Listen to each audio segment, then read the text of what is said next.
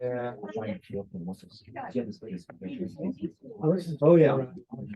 Oh, yeah. Open that up. Look at that. Someone there supporting it. It's basically, I'm sure. Okay, now I have to, we're getting there. Now, I can't get my iPad. I know, right? Yeah, this is not behaving. So I'm gonna be taking notes the old fashioned way. Hey, Pete. Some days it won't change. Good, how are you? Yeah. All right, so I'm going to turn this. This can be put away because it's not working. When you walk in and ask them, I don't, you know somebody and you know.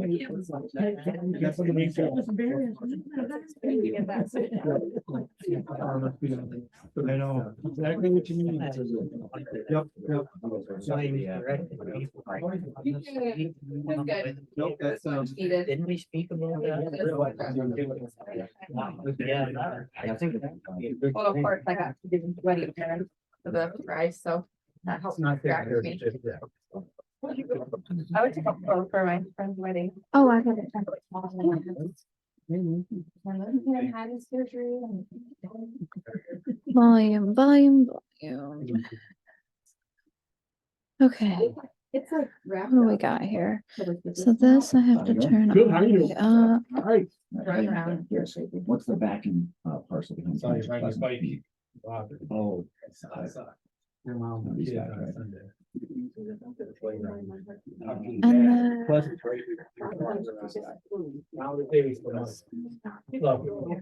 Yeah, he does. I'm like, oh, I didn't realize how great it was.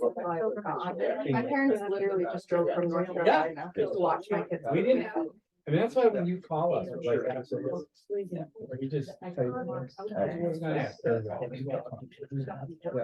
That's how everybody at the wedding, I was like, I need to live it up because my parents are from North Carolina, and I don't, they're gonna do it again.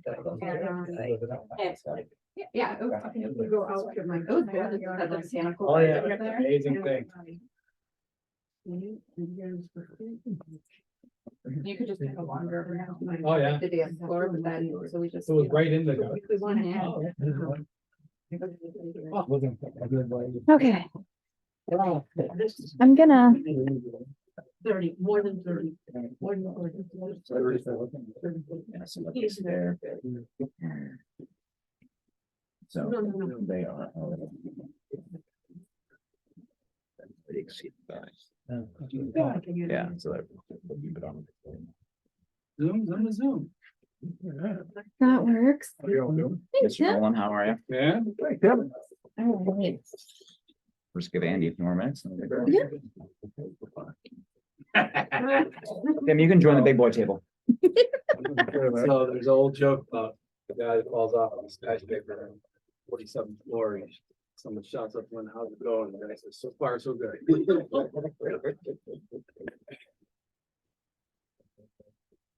Let's see what's today, 9:20.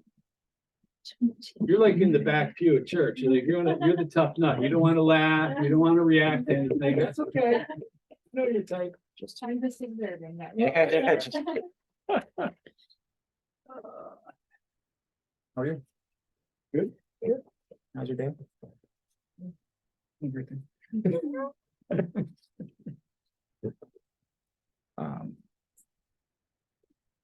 Tim, if I read that, one of the emails, right, my presence already over impervious space, right? Or is that with the addition? That's with the addition. That's with the addition, they'd be able to buy that much, okay. That's what like, if you look at this. Principal structure. Yeah.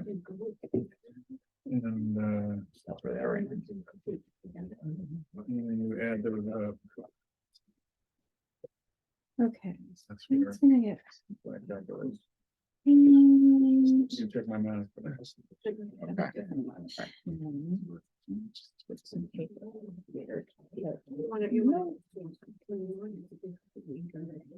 Just sign, and I have a pen You know, if there's any. here. error. And if there's an organization you're with, you can click that down. If not, just resident is fine. Over quite a bit.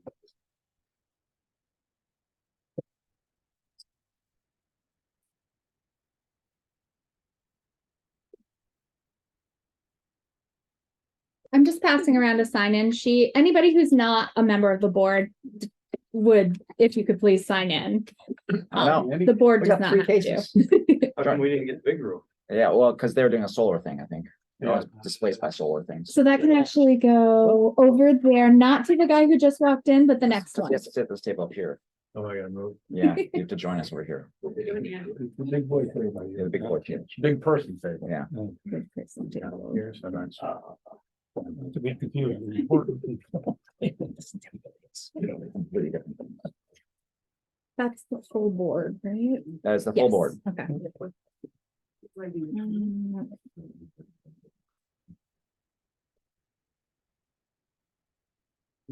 All right, we'll give one more minute just to see if any members of the public, other than the actual applicants, show up. Okay, because right now we're just Fair. looking at a bunch of applicants, supposed to, like, there's a public hearing, so there might be some public who want to say something.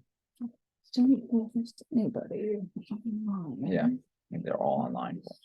Let me take a look real quick. I gotta do this. I want. So we'll get started in a Backwards. minute or two, guys. We'll check our onlines and check to make sure that the public doesn't drift in. And with some solar people coming to hang for ZBA meetings. No, we're the only ones on there. Yeah. They're down there like, oh, we're gonna talk about sign variances. I'm gonna- There's like 5 people there. Yeah. I met your wife. There's like 20. Yeah. I met your wife We got- and I asked her where the meeting, she's up there. I said, I would have went down there. Yeah.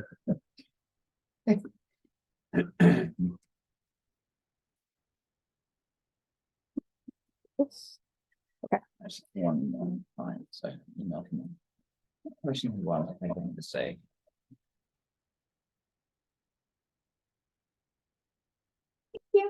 You're more than welcome. Mike, how many years did you lead this committee for? I don't know, long time.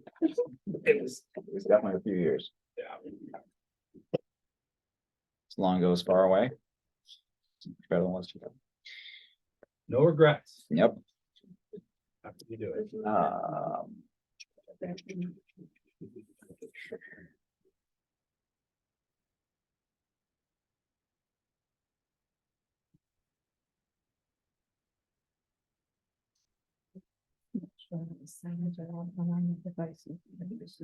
All right, it's 7:01. We'll go ahead and get started. My name is Conrad Stuntz. I'm the chair of the ZBA for the Village of Canton.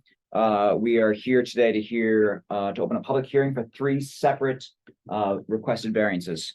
So the general flow today, what we'll roll with is we'll go through an order, hearing the variances in order. We'll start with 22 Pleasant Street, which is an area variance. We'll hear requests about that. We'll take public comment. We'll then go right into a request from the Presbyterian Church on a sign variance. And then we'll finish off with a variance request for a sign variance for This direct solar. subs. Okay, just Okay. checking. So that's basically the general flow. So the public hearing basically allows for public comment and public questions. The board will ask the applicant various questions. After the public hearing aspect of the meeting, will roll right into a public meeting, which is where the board discusses and decides if they want to make a decision tonight, if they want to gather more information. By law, we have 60 days to come to a conclusion to make a decision on what we hear tonight. This board tends to work faster than that. We have taken our full 60 days before, but in general, we tend to work a little faster than that. Can you have all the board members who are board members introduce themselves? I don't know everybody. Of course, Barb, one second. All right. And so before we get started in the public hearing, we can go ahead and introduce ourselves. My name is Conrad Stuntz. I'm the chair. We'll go this way. I'm Michael Snow. Andy Whittier. Pete Beekman. Caitlin Gallagher. And then next to me, we have Tim Nolan, who is the code enforcement officer for the Village of Canton. And then we have, Jenny Reed. I'm the planning board secretary. Nice. Thank you. That's enough tick right there. That's good. okay, cool. Any questions from the board or anything before we get started? Yeah. All right, so the first one before us, we're going to turn to Barbara and to Jeff as the applicants for, this is an area variance, and we're going to hear public comment. So let's hear what the application is for, and then we'll go ahead and hear any public comment on it. Okay. Go ahead. You just want to explain what your project is and what we're trying to, what we want. Oh, or you No, okay, so, what I'm asking for is to be allowed to add a screened-in porch on the back of my house. Mhm. And, the thing that, when I got this letter, I think parts of it I thought was, you could say sort of funny, because it said it could have a lasting impact on the neighborhood if it's in my backyard. People on the other side of the street aren't gonna see it. The only one of my two neighbors would ever see this porch. So I don't know how it can have a lasting, I don't know what that means. I guess maybe I shouldn't have laughed at it, but I did. I mean, I'm kind of. Okay, so, and so Barb, what are you asking for from the zoning board? I would like to have you look over our plans. Jeff has beautiful plans, things drawn out, and I'd like to be able to get a building permit to proceed with this porch. It won't happen now until spring. Okay, now why was it turned down? So it's it goes above the amount of impervious space that is allowed.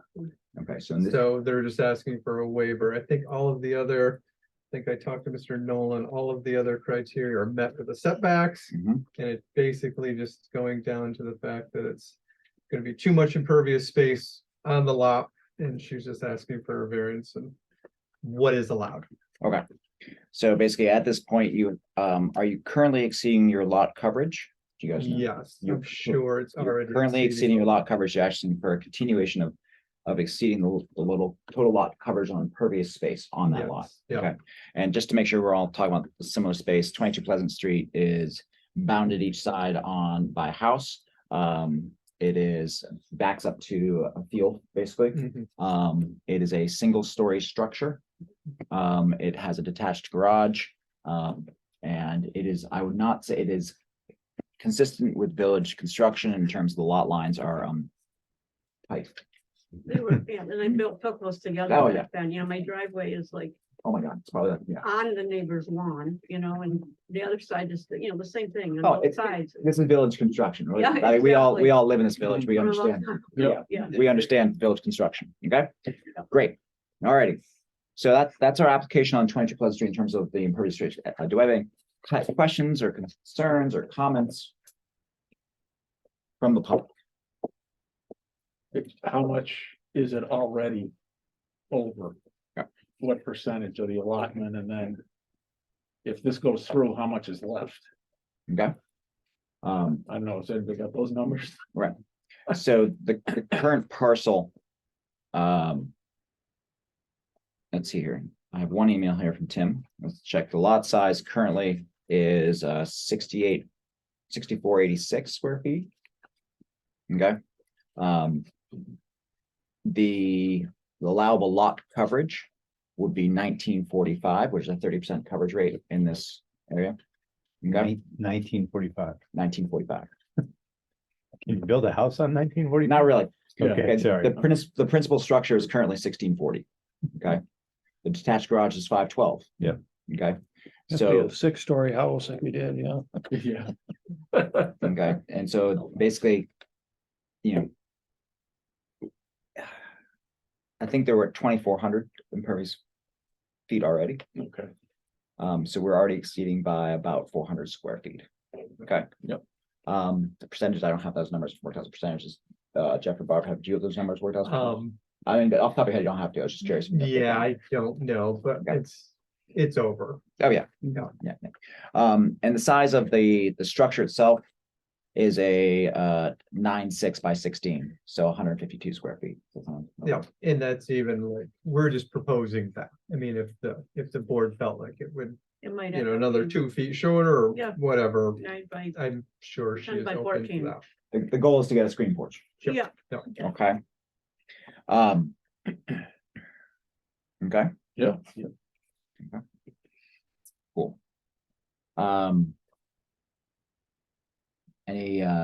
We're not going to go into basically, so when we hear a variance, when we discuss a variance, for those that have done this before, we go through certain requirements by the state in terms of tests, right?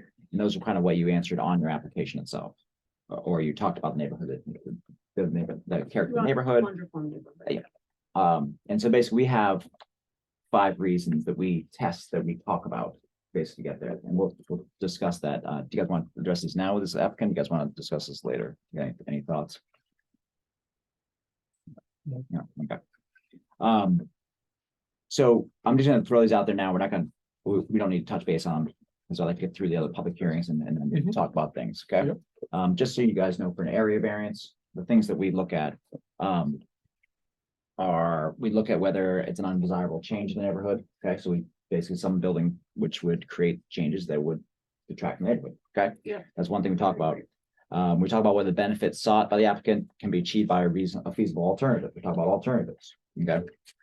We talk about whether the requested variance is substantial, and that's whether it's a big change to the impervious structure of the nature, whether it's a big change to the parcel itself, okay? We talk about we talk about adverse impacts on the environmental conditions in the neighborhood, okay? So if you're paving your whole lot and creating runoff into the street, that would probably create an adverse environmental impact, okay? But we talk about that, okay? And then we talk about whether the alleged difficulty was self-created. So is this a difficulty that was created by the app? Basically, is this something that basically the code exists and we have to enforce the code? And is this something that basically is outside of my control? Okay, and this hardship hit us, okay? These are the five questions we'll ask when we discuss an area variance, okay? And those are state required things, okay? All right. Anything else on 22 Pleasant, guys? Public speaking there. Oh, yeah, public comment? What's under it right now? What will be under the addition? Is it hot top now? Is it dirt Yeah. now? So it's dirt under the addition. Yeah, It's backyard. My dirt, backyard. Yeah, Okay, backyard. what's the floor gonna be? Yeah. What's the floor gonna be? It's gonna be space floor, space between the It's gonna be floorboards? up, you're gonna have the boards going down, right? Yeah, but is water gonna be able to go through? Is it roof, Jeff? It would be roofed, yep, Okay. but it would That's not the have a point. solid foundation. That was the point of. Point is roof, and it's not over hot top. That's the other. Nope. I was hoping it's over driveway. Nope, not over driveway, over grass. It's a roof structure, so it's an Yeah. impervious structure. It's currently occupied by a deck. Hmm. Is what is Well, currently there. Part, Yeah, half of it is, so- yeah, half of it is, yeah. 10 feet of the 10 feet of it's occupied, What's under that deck, Jeff? dirt. Okay, is I it? mean, that is it- currently like that little thing there. Oh, there's a deck there? There is a deck there now. Currently a deck there? There is currently, but it's, I thought you just built that right there. yeah, but that was cement underneath that one. Oh, this was already cement there? This is dirt. So you, This is dirt. well, what's the dotted line? The dotted line is the existing deck, So that's concrete? No, Or is that an actual wood deck? wood deck. space Yeah. between boards? Yep. Did you gravel underneath it? It's not me, it's, don't know what's there. Predates you. Technically, they're. Well- This is a replacement. So this is, Was slight addition. That Ah, That is option, that is an option. Yeah. got it. so it'd be roofing, basically. Right, that would make it impervious. So basically, here's the existing, okay? Mhm. And so the idea would be See to that? either build Yeah, this I got this deck. I'm now looking at the. Yeah. Plans Okay. electronically. And so that deck goes under the current window. It does. Do you approximate measurements on that width of that deck? Yeah, it's 9.4. 14. Is that 14.3 And a quarter. or? Yeah, thanks.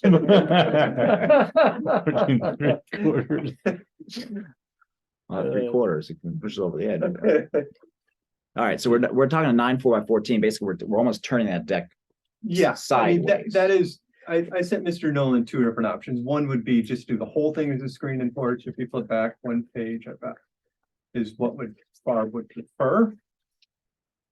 Is the whole thing being a screen and porch, but if the board or Mr. Nolan didn't think that was good, then we'll just do part of the got it. existing thing. Yeah. Okay. And that would be like another option.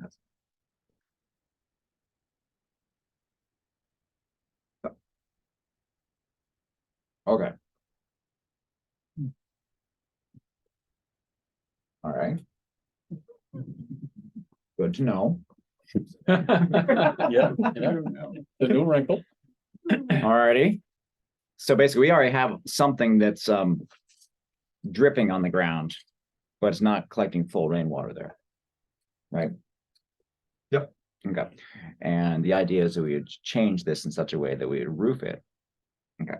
Right. Okay. Good to know. Perfect. All right. Any other questions? Anything else you want to share, like it's actually cement underneath the whole thing? I don't know, but I did, the existing deck was, in pretty rough shape. I do know that. Have you started to demo it all? We did a little bit of it.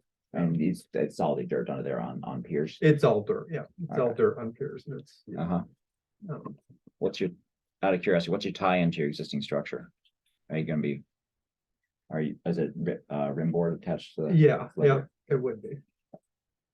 All right. Awesome. Any other public, thanks for that question, Mr. Public.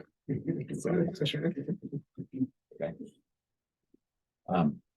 Cool. Any other questions on 22 Pleasant Street? All right. Let's go ahead and close the public hearing portion of 22 Pleasant. Let's move on to the public hearing on the application on the Presbyterian Church. Okay. The Presbyterian Church. So you guys have a choice at this point, right?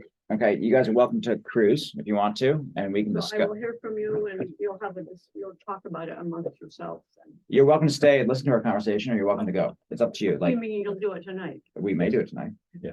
Yeah, the goal is to do it tonight. Okay. We like to make decisions for the Okay. people in the room. In the room where it happens. Yeah, all right. We'll go through this quick. All right. Presbyterian Church, sorry, for 17 Park Street. Okay. The proposed activity is erecting a 41-inch by 63-inch EMC, Electronic Messaging Center sign to replace existing 70-year-old 37 square foot sign, which is a brick construction placard thing, correct? Yes, All right, so basically this is for a use variance, okay? EMCs are not allowed in the neighborhood mixed use zone, which is where this parcel is located. Okay. On the application we received, there's a full description. Reverend Mike, would you like to address the board in terms of like what your general application is and what you're trying? yes, couple preliminary comments. I'm in the middle of my third week of vacation of 3, so I'm feeling pretty smoothed out. Yes, it is.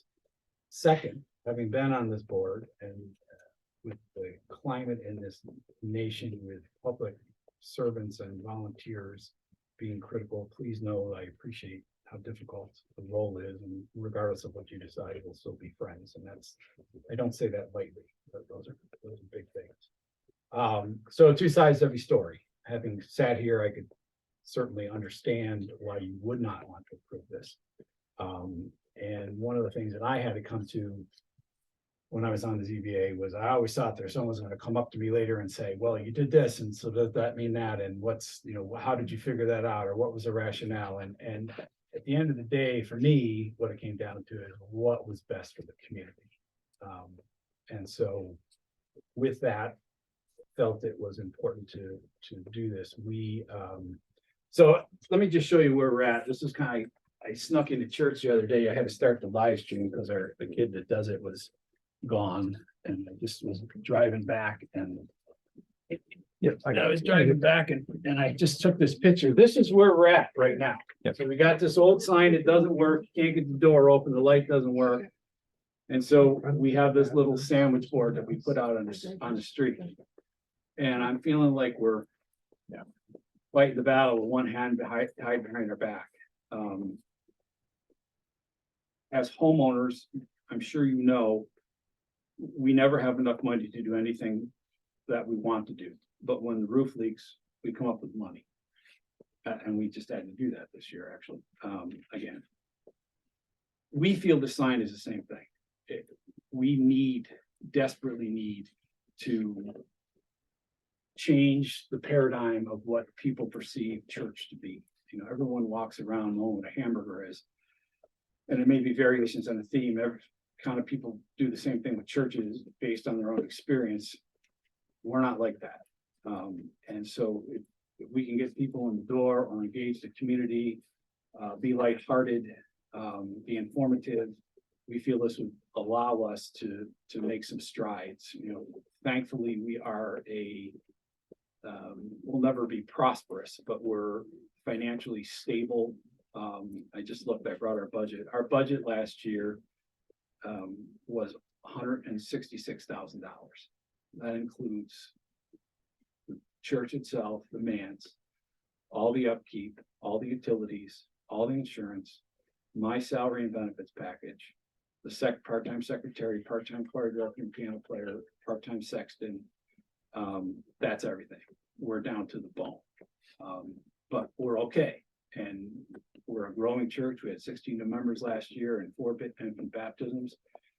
You know, we're kind of in the golden era of the church. And part of that allowed the congregation to say to me, yes, Mike, work with Paul, I'm doing the park. If the church wasn't in a good space, that wouldn't have happened because of it. And so I've been here 25 years and I'm looking to probably be here another 5, only because if I get 30, then my name goes up on the stone wall, the longest serving pastor in the history of that church, notching Dick Stone by a year. So I kind of feel like there's some things that really need to get done in these next few years to position the church in the future. Churches, James is here, he can probably tell you, churches are having a tough time in this world. And when a church goes out of the community, it's a big problem. And when they weaken, it's a big problem. When the church that owns 3 acres in the middle of the village starts to have troubles, everyone's got troubles. And so we're hoping that this sign, we believe this sign will just help us engage and look like someone cares. And, we're aware of the fact that it's problematic in terms of the zoning. But the other reality is you really can't buy another sign that is other than, what we already have, the sandwich board that we put out and the college students kick down. Or you go to this electronic messaging center digital sign.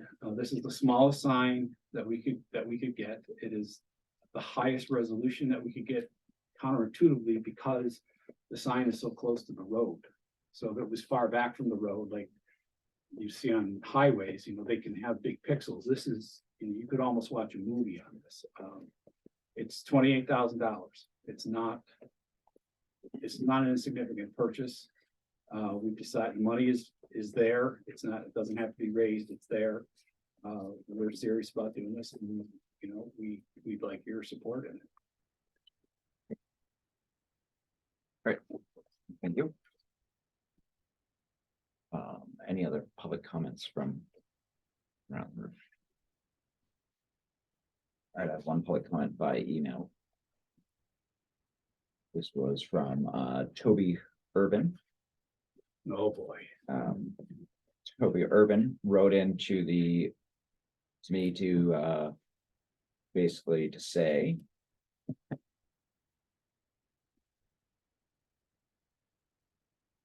of course, as usual, it is hard to ascertain all the facts that may be relevant to this request application. However, as evidenced by the significant project to update and modernize the village park owned by the church and the project undertaken by Reverend Mike and the community committee, as I'm sure you know, likewise, the church proper appears to be seeking to modernize its ability to present useful, updated information via an electronic device. Okay. Presumably, you have information on the type of device, so you're able to address how it will be substantially different than the lighted sign already present. I'm in support of this request and I hope the ZBA will issue the necessary variance as well. That's basically what Toby had to say. He's supporting the idea of this sign. Sorry, is Toby a neighbor?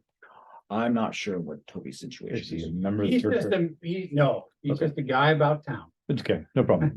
Sorry, I didn't know he was. I just know if he lived in the neighborhood. My question was, does he live across the street or something? No, Toby. He's the guy he's on the Safe Streets Committee. He does long distance biking. He's a good guy. Yeah. No problem. I just, Involved, yeah. my question was, Yeah. are there comments from people in the neighborhood, really? So, I believe he lives in the town, not In the the town, village, but not- I'm not 100%. Yeah. that's all right. No problem. Like, is this gonna go where, right now, you currently have the thing where you push the little things in on Park Street? Yeah, Is this the that all thing? that would come down. We're gonna have to scooch it over because somebody put a big street sign right there in the corner of our lawn, so I'm gonna go there. Here, you can have my copy. I've seen it. Barb, you can. Oh, thank you. Quick clarifying question. This is in the historic district. This is an historic district. Okay. So this applicant and next applicant are both located within the historic district. Okay, so that is something that's considered in terms of basically, we have both their neighborhood mixed use and historic district overlays. So the historic district overlays controls basically, we monitor everything within this region. Okay. So yeah. The building permit was denied. Not on H, not on Not- historic, not not based on not on that. historic This application is based on the EMC. Okay, the use of an electronic messaging center within this, at this location, the ZBA will address that issue. However, at the same time, we'd probably discuss anything that we see in the historic district. If we decide to move forward, we've discussed things in the historic district that might move us forward, okay, or not. So that would be part of our conversation, but we wouldn't necessarily use that as a lever to deny or approve, right? Okay, that makes sense. It's a consideration, but not a hammer. Okay, Would, another comment? sure. The zoning code provides for pretty close control over what the signs look like. It controls the amount of increase in brightness over the ambient light. This equipment has that, so it doesn't glow too brightly. It only goes up by 4 candle power, I think it is. It's not 4, it's some number like that. That knows how to do it. This has all the features that allow it to be shut off at night. So it doesn't run down the clock. Another one of the provisions in the code is that you can only change the message no more frequently than once every 24 hours. Which is okay, except for gas stations who have to change prices so fast. They have to violate that. But everybody else, it's no more frequent than that. You can either have text or you can have pictures, but you can't have both. So there's control over what you're seeing. Nothing can change. There's no movement in the lettering. They can't splash and flash. There's certain signs that are outside the village that are doing this very thing, but inside the village, you can't do that. So Yeah, EMCs are managed in certain regions. We discussed the EMC over on Governor Street last year. So this is our second EMC application. In terms of, so the board has been made aware of the parameters around EMC management in terms of nighttime dimming, in terms of number of candle power. I'm sure that Tim's really excited to be measuring light emitting frequencies from a signage. New tool? Yeah, it's always new. Very exciting. But yeah, that's this. I'm assuming that if we do approve anything like this, then it would have to follow code for EMCs in the village. This is my understanding is an application to allow an EMC in the neighborhood mixed use zone. And that EMC would then have to follow the usage of EMCs within the village code. And that's specified in the code. Any questions on any other clarification questions on the Presbyterian Church? Since this is a use variance, the things we will talk about, there's 4 questions for the use variance. Okay. Cannot realize reasonable return. Okay. The return has to be, the lack of return must be substantial. This will get into, when we get into discussion of this, we'll talk about even membership numbers, or in terms of like how this is growing membership or impacting membership. So that seems to be the bottom line. The hardship is unique. Okay. So can't apply to a substantial portion of the zoning district or neighborhood. Okay. That's something we'll have to talk about because this is a neighborhood mixed use, and we'll have to look at the other parcels and think about the other parcels in this neighborhood and how this sort of position would impact that. Essential character in the neighborhood, we'll look at that, and whether it's been self-created, which is always a fun one. Okay. Cool. Anything else to add? Anything else from the public? Any other questions? Sweet. All right. Are we good to move on to the third public hearing of the evening? Any questions with that one? Ready? I'm ready. As long as you're ready. All right, so let's move on to the third application for the evening, okay? This application is for a proposed sign change and addition at Drex Subs, okay? The applicants are hoping to, on the front sign, they currently have a, you'll have to explain a little more about what the sign actually details are on that one, the current one, just so I know a little bit, okay? The current sign is, it's a 2x12 Mhm. internally lit. Parallel to the main road. Okay. On the roof. And what? Actually, sorry, Bill, back up, just introduce yourself real fast. My name's Bill Gill, I'm the sign person. Okay, great, there we go. Working for Jack. And I'll just introduce myself Yeah. quick. I'm Emma Slate. I work for Direct Subs Corporate. Okay. I'm working closely with Bill to get this, going with the Canton franchisee. So I'm here representing the Canton franchisee and also Drex as a chain in the North Country. Great, okay. All right, so Bill, since I call you, go ahead and tell us a little bit about the project, what we're trying to do here, okay? So the sign on the street, we would like to turn it perpendicular so both lines of traffic can see it. I didn't make several of these. That's right, we can share it. Yeah. Let's throw it down here, yeah. That's a picture of proportionately a sign on the building. And that's both sides of the sign with the sizes Okay, written on it. okay, And that is an internally lit sign that is just the shape of the logo. what is the lighting technology? It's all LED, Okay. and that's just like you were just talking about. The brightness of that is whatever your rules are. That can be met. Okay. It's a pretty basic, just a two-sided. Yeah, two-sided sign, so basically, so we are, the hope is that you take the current parallel structure and just turn it 90 degrees, right? Similar size, like basically we're changing the signs. And now do you, Bill, was there a proposal to put one on the back as Yeah. well? So this is the identical sign. It's bigger. This faces the parking lot from the back.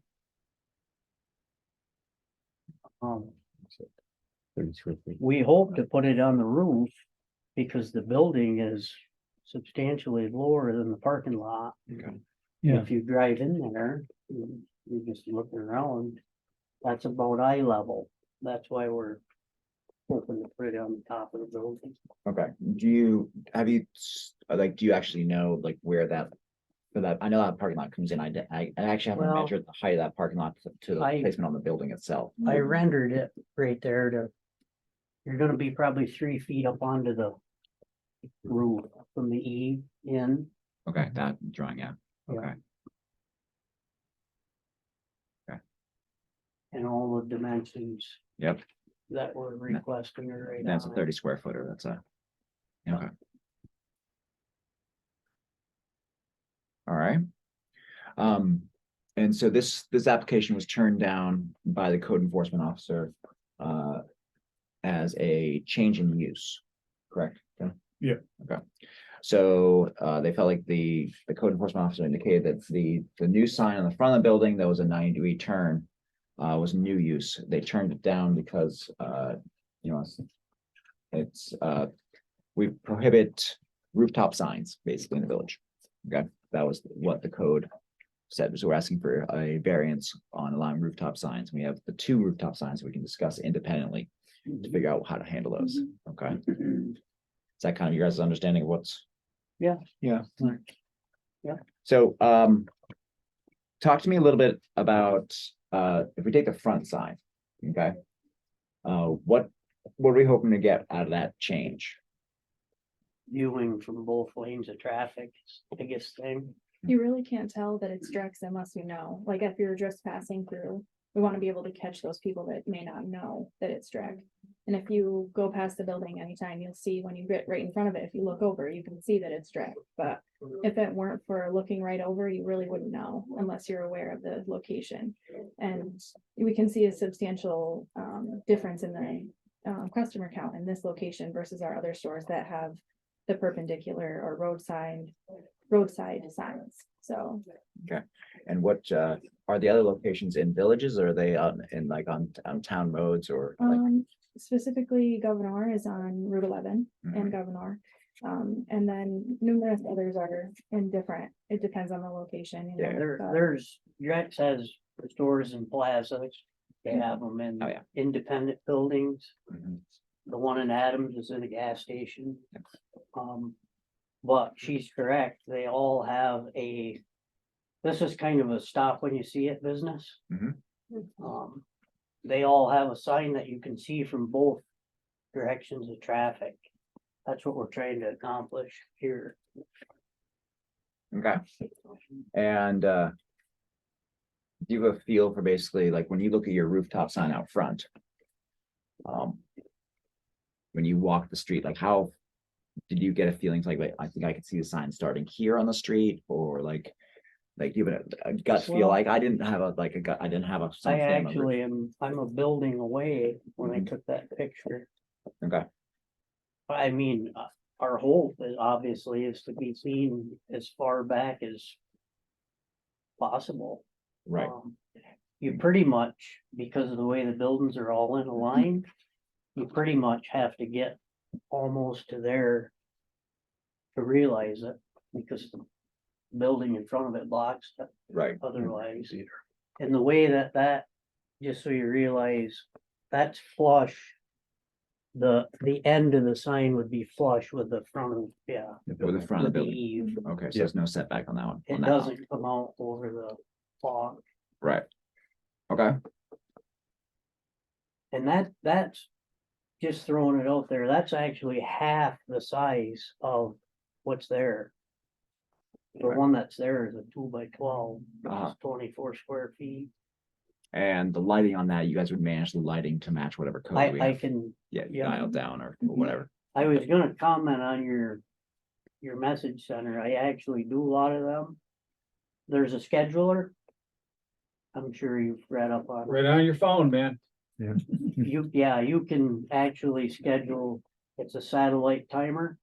Right. So you can dim it, brighten it. Mhm. All the way out through the whole year, Correct. and it's measured in nits. Not that anybody Measure probably what? cares about that. I thought it Light was candles. is measured in nits, Nets, NITS. really? Yeah.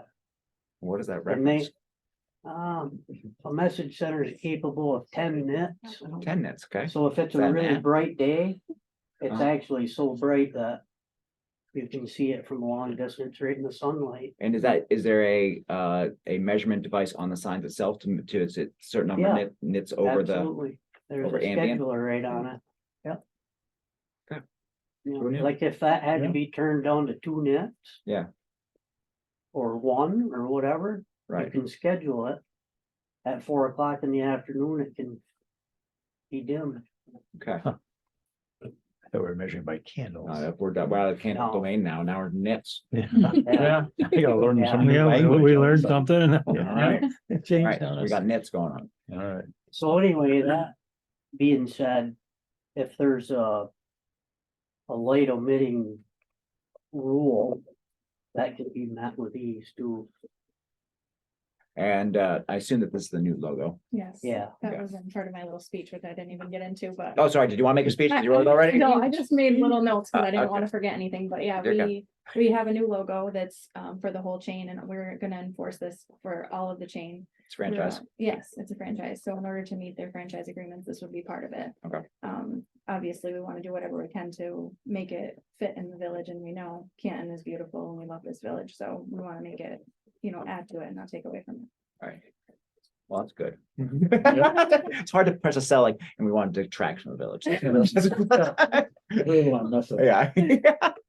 What is, go ahead, Ed. Well, I think you said in the beginning, the existing sign, I just can't remember, is currently lit. It's Yeah, currently It's lit. currently lit. That's an actual, like a cabinet sign. Yep. I get over here where you can Yeah, see yeah, me. yeah. It's an actual cabinet. So the light bulbs inside. Yeah, that's an exactly. old fluorescent Yeah, tube yeah. sign. I got it. And did I hear too, that one's on the roof already? Yeah, Okay. Yeah, you can, see the way this Oh, yeah, building okay, is, yeah. He's got street Yeah. view. I just did Yeah. that, yes, sorry. No, you're good. well, I drove by it, but I like to look at it while we're I talking, know, so. I know. And so this sign is actually bigger than the proposed new sign. Right, yeah. it's actually twice the square footage. Yeah. What's the, do we know the overall knit admittance on the current sign? It's an old fluorescent tube. Okay, so it's basically. I don't whatever- even it's- know how you would measure it. Maybe right. Tim knows. There's minutes. A knit is a unit of measurement that equals 1 candle per square meter. There you go. A candle, sorry. It's gonna come in candle handy. is unit of You're measurement. right. All my research on candles will come in You're on handy. the right track. It's per square meter, so it has to do with an area Yeah. as well. So the knit is combining the candle lightness with With the size. I can tell you that 10 nits will hurt your eyes. It's almost like welding. Okay, Wow. so let's not do that. We don't Yeah. want that. Yeah. I don't need to see it from down. So these, like I I don't said, need to see it from August. you may allow 2 nits Yeah, and I can meet that. Okay. You just buy their little LED pods that Mhm. basically glue in there. and you hit You it. just put the the output you want in it, Mhm. done. Okay. All right, Thank you. a question from the public. Is the color on the palette? Mm, Their new colors are white, orange and red. Orange or hard? Yeah. There you go, Barry, no. Have the, So that's the question that the public asking about the historic district in terms of applying the historic district color palette to a sign logo. And that is a sticky, interesting question. I'd say it's borderline. So, Again, there's variations of that. I mean, I know the it's not too far franchise. off. If- I know. If it's subdued like that, that's not too far off on the. Well, the franchise has a PMS code that mhm. I try to, obviously I have to follow Yeah, I should have that. brought the palette with me. I can go up there and grab it. If that had to be addressed, it could be. I think, yeah, I think that we're okay. I think that question's been raised, and I think that's something that, if we move forward on the variance of allowing this sort of thing to happen, then I think that we would want it to match, or we'd have to discuss the. Yeah, that can colors. be, We put color, we basically, that we can write, with any sort of variance we approve, we can put conditions on a variance, okay? And that's kind of how, like. Yeah. I mean, you guys have done variance before, I'm sure, but I mean, so it's like, we'd look at that and we'd discuss that, and we'd say, oh, well, you have to apply these code laws. Right, so that's kind of what we look at. Okay, so we have the front. Now, the back was a much bigger sign on the rooftop because of the grade of the parking lot behind, basically. That was our. well, the location is. When I came up here to meet Emma, I couldn't find it. I'll just throw that out there. It helps our case. I literally could not find the store. Fair enough. So, and I was behind it. but Well, yeah, no, back there's- behind there's you. no- There's no sign on the back. Mhm. So you're like opportunity. Yeah. Okay. And this sign is one-sided, so I think that would speak to why it's bigger, because it stays within the guidelines, but it's only one-sided. Did you guys discuss mounting that on the wall at all, below the roof line? We haven't. Alright. There's a picture of the whole building right there. Yeah. Yeah, I see the building. You could, Yeah, your lovely HVAC unit, bulkhead, you know, gas meter, electric meter, and door. Thought? Isn't there a code, our signage can't exceed 20 square feet? Is that right, Tim, or is that stationary? I don't know. Seems like So it'd be, Science good. including any, has to do with, yeah, the size sign, we need to be looking at where we are. You're in Main Street.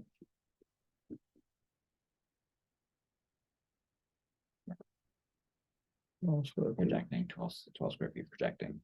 So you don't have a category because they're not allowed. Yeah, Yeah. For the new signage, yeah, It wouldn't even be, it's not even, like, you know, yeah. roof signs are not allowed, so it's not even included in those Right. signs. There isn't even a parameter of that. I can SI address sign that. was the standalone sign. Yeah, I can address that. This has no bearing on anything, but the normal sign size in most villages is 32 square feet. That's the normal, that's a 4x8 sheet. Mhm. So Yeah. I'm less than that. That's where Mhm. and that can be adjusted. I mean, I guess are starting from scratch. Mhm. And to be fair to you guys, I mean, to be fair to two of my applicants here, you guys are testing a new code. All right, this code went into play about a year ago. Okay, so in terms of these new districts, were defined in November of 21. And so we're starting to see cases come before the board where we're testing the edges of codes that are in play. Okay, so these are things that we have not discussed before and that are new to which is why we're seeing variance on. Okay, so you guys are just lucky that way. Okay, all right, but that's how codes in towns change too. So when we start to see multiple things get applied to a zoning board, then those questions get raised to a village board. And then we say, well, this is something that needs to change if we're allowing a lot of variances, or if the variances keep on coming forward, it's not matching where we want to be as a village. So just so you guys know what's going on with Canton itself. Okay, cool. Any other questions about this stuff? Okay. Anything else you guys want to share for now? I don't think so. I think it's pretty We know what you want. straightforward, yeah. Okay. Cool. You might have leave this up here for now. Yeah, you can do what you want without me. Keep them forever, is everything. Okay. Any other general questions from the public at this point about any of the three applications? Of course. Is public still awake? 90%, sorry. What's that? We're getting close. Getting close, all right. I just have a general question, about like precedents and Mike kind of mentioned this, like, you know, like for instance, with the sign on the sub shop, I mean, will then other businesses want to do something like that? Is that something that happens or no? That is the concern. Okay, Yeah. I mean, if I was a business, I'm just gonna speak from my own perspective on that one, okay? My perspective is if I had a business that got a variance for a sign, right? Then I might be like, hey, I mean, that seems to be working well for them, let's do it, and they got a variance, so why can't I get a variance? But also variance is looked at piece by piece, and parcel by parcel and application by application. And this is part of the reason why New York State creates guidelines for us to look at for every single variance. And there are rigorous guidelines for us to discuss and then decide about. And these are state-defined questions that we have to ask and address for each variance. And it has to do with hardship, it has to do with the impact on the neighborhood is a big one, and things like that. So precedent setting, it's not carte blanche. Precedent setting, yeah, you could argue it, but it's not definite. It's each application is each application. Okay. And the code is still the code and still enforced by the same, interpretation of code. So, that answers your question. Yeah, thank you. Yeah. Cool. All right.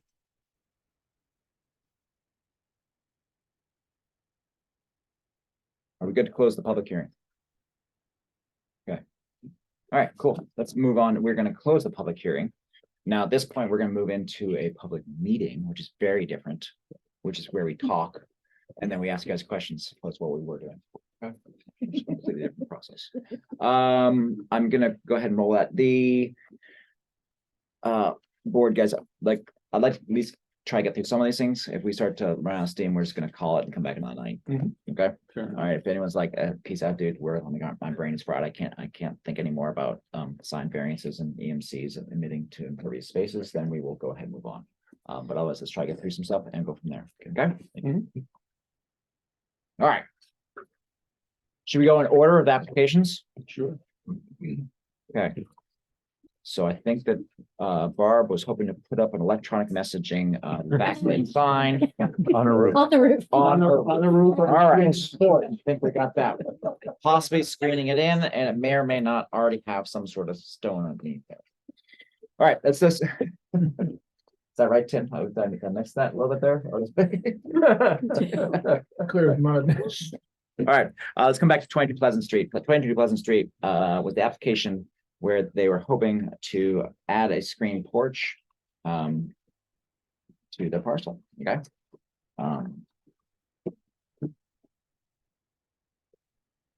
Basically, these are the questions we're gonna be talking about. I mean, I just have extra copies there because I use this as my mental model to basically talk through what we're talking about. This is an area variance.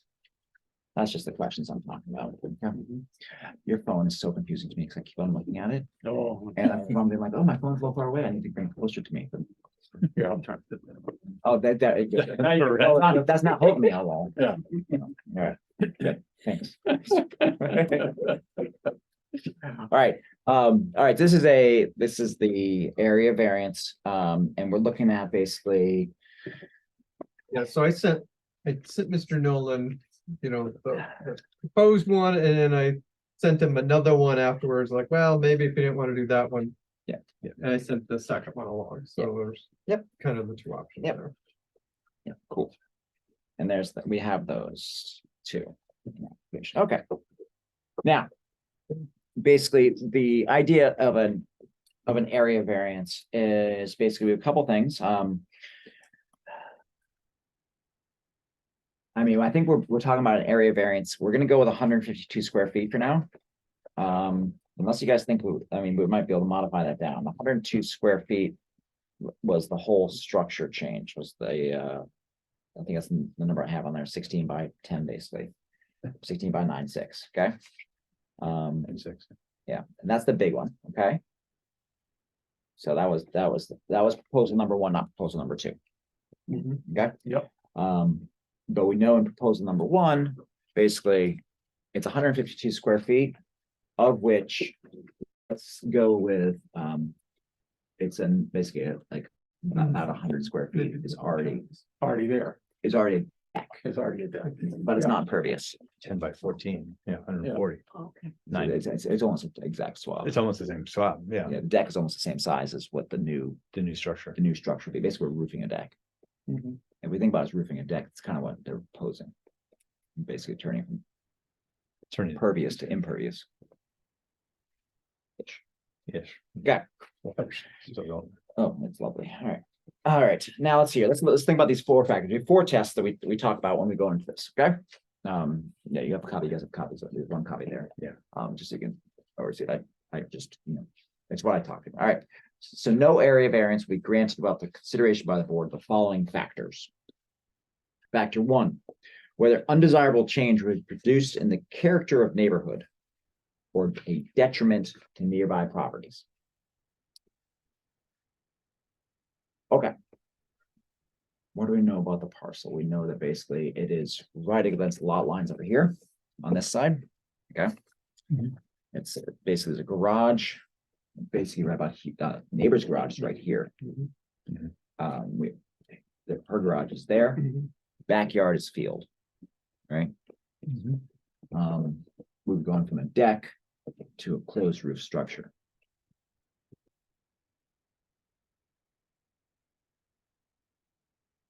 Would that create a detriment? You guys think? This is the property line. Pretty darn close to So it. the garage is here. It's Yeah. not right up. Yeah, against no, the the garage. inside So it's with the setbacks are fine. Well, with the setbacks, The setbacks, yeah. I mean, the garage is like right there. Okay.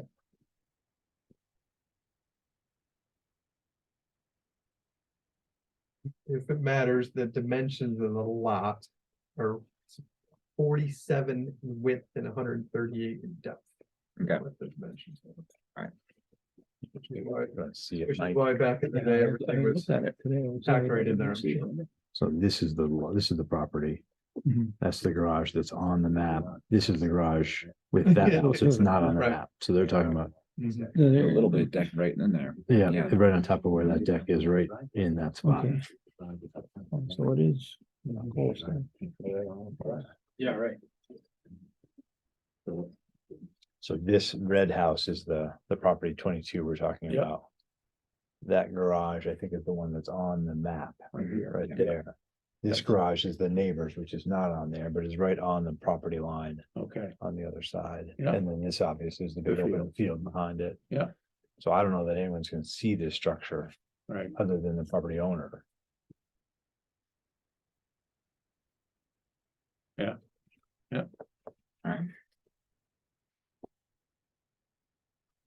Um.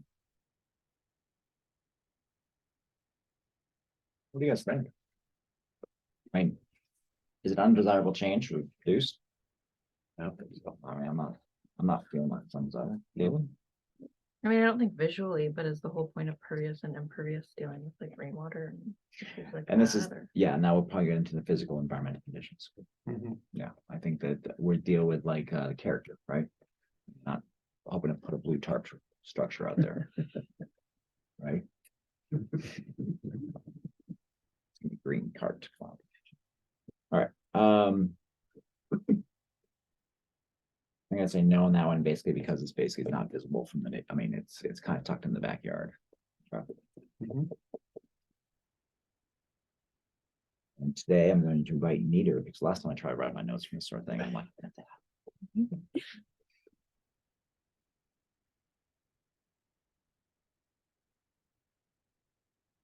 But the benefits sought by the applicant can be achieved in a feasible alternative to the variance. The variance is an impervious lot expansion. Benefit they're shooting for, my understanding, is basically outdoor, like an outdoor indoor space, basically a screen porch. Experience living. Okay. Was there a note in the application about sort of aging in place? Was there something about a access Let's see what. ramp or something? And I should have read it more Let's hear, carefully. Barbara did fill out. She does. She brought it. Could also be used as a main entrance if in the future wheelchair. A wheelchair Yeah. access. That was the reference I was looking for, the wheelchair access question. I just added that it would give you two entrances to the back there. That would, the one would be, the one goes along the house, so in theory, some future tape, you would have roughly enough length to Mhm. do something, and then you could still have a separate stairs going into the back. And close to the garage, so if you were in the Right. wintertime, you're less likely of slipping or something.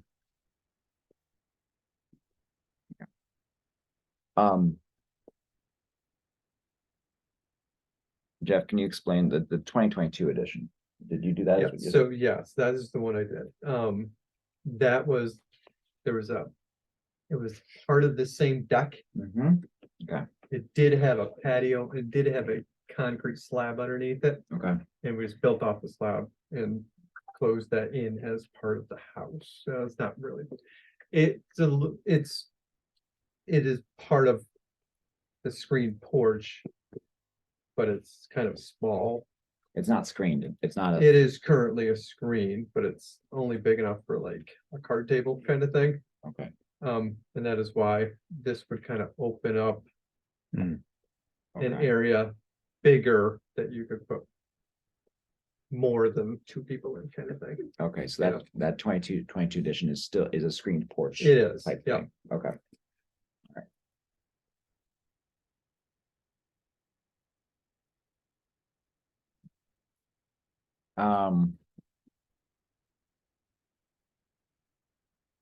Think of another solution. That's going to I mean.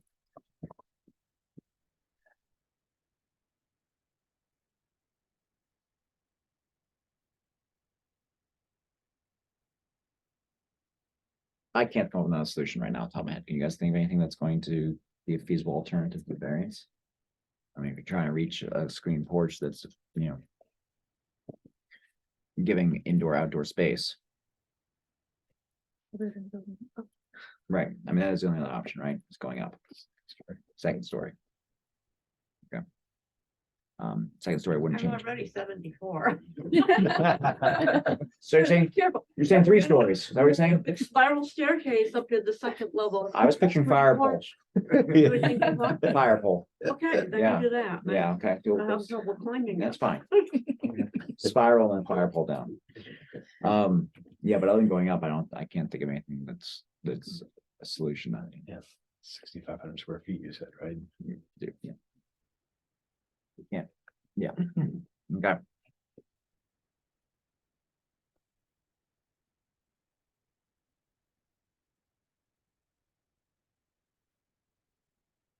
Okay, so requested variance substantial.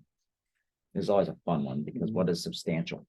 Okay, substantial is it what we feel is a egregious or overwhelming change in the impervious area? Is it are they trying to pave the whole thing? It's what percentage increase are we talking about? Where are we going with this? Is the question, okay? Let's see here. Principal structure, detached garage. Tim,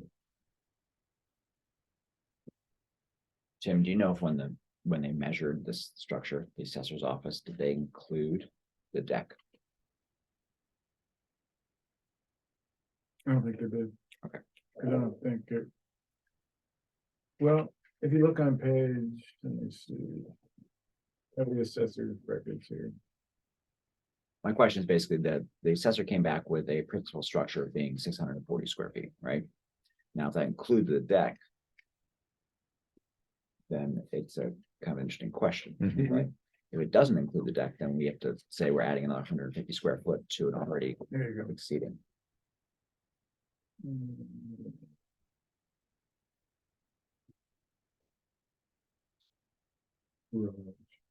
Garage, 1 story detached garage, right?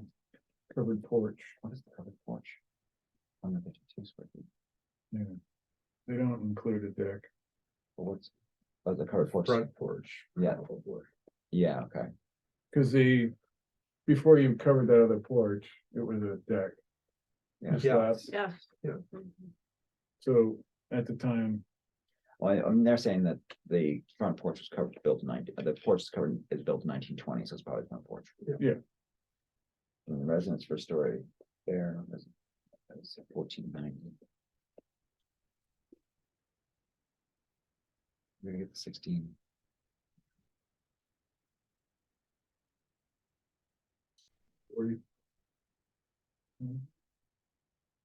You're definitely, you're over by.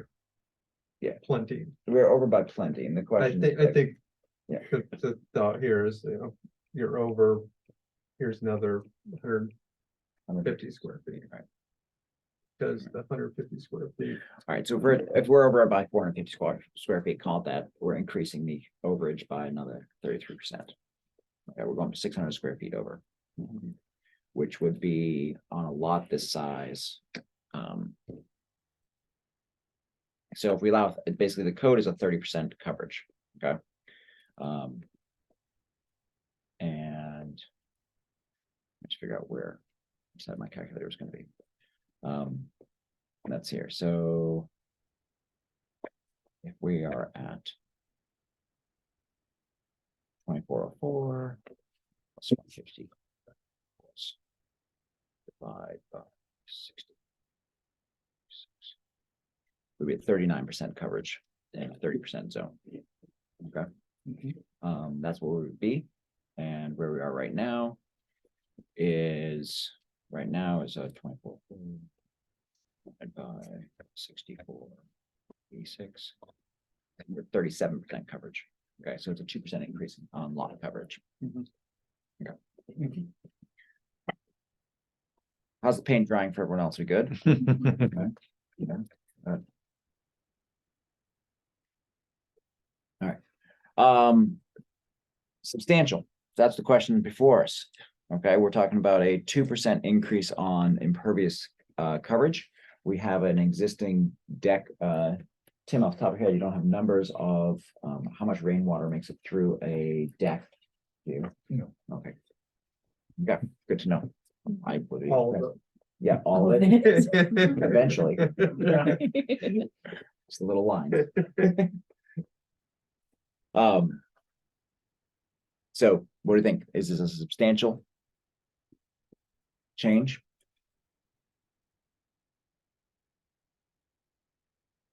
Are we talking about the structure or just a percentage of? I mean, the structure is obviously substantial from what's there, Mhm. but are we kind of trying to decide that, or are we trying to decide the 2%? Or what do you think? I mean, I don't know. I don't know if I have a clear like statement for you. 2% to me doesn't sound like a whole lot. Right. I would agree. Of what's already there, Right, yeah. because what's already there is over. We're already at 37%. Right. And they're requesting you at 39%. What would feel substantial? They went 40%, if you went to 43%, like. I don't know, I don't I answer. think that I was like, would where's that have to coming go with, like I say, if we do this, and we're gonna probably have other people come in and say, yeah, from? We live in a Well- village, we want to expand. but I think you have to look at each property, where Right, Sue's good question. property, if this wasn't here, nobody'd probably notice it. Right. Because it's tucked in there, or so I don't think 2% is substantial.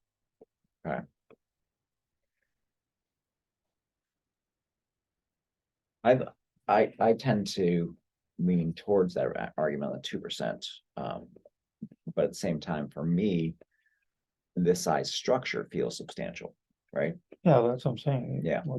I think that's kind of like if I say I'm adding on a 9x15 deck Or are we looking at both? right. Yeah, like it's, yeah. Yeah, so, This is why we get the easy questions, Mike. yeah, that's why I'm asking you. Oh, thanks. You're the chair. Yeah. Okay, thanks. Thought we were rotating chairs right now. You the third one. All right. All right. I'm not gonna I mean, anyone else have thoughts on that one? In terms of how we want to define substantial? Feels like I'm back in my labs. How do you define this? All right. Would the variance have an adverse impact on the physical or environmental conditions in the neighborhood?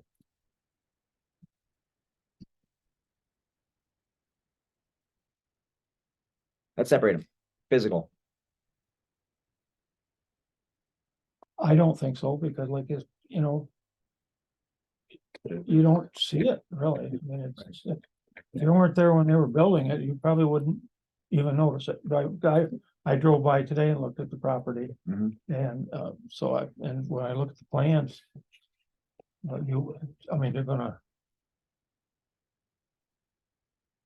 So I don't think that's but that part I don't think is a problem. Right. Okay. In my eye, On the physical side, physical. Barb, does your basement get wet?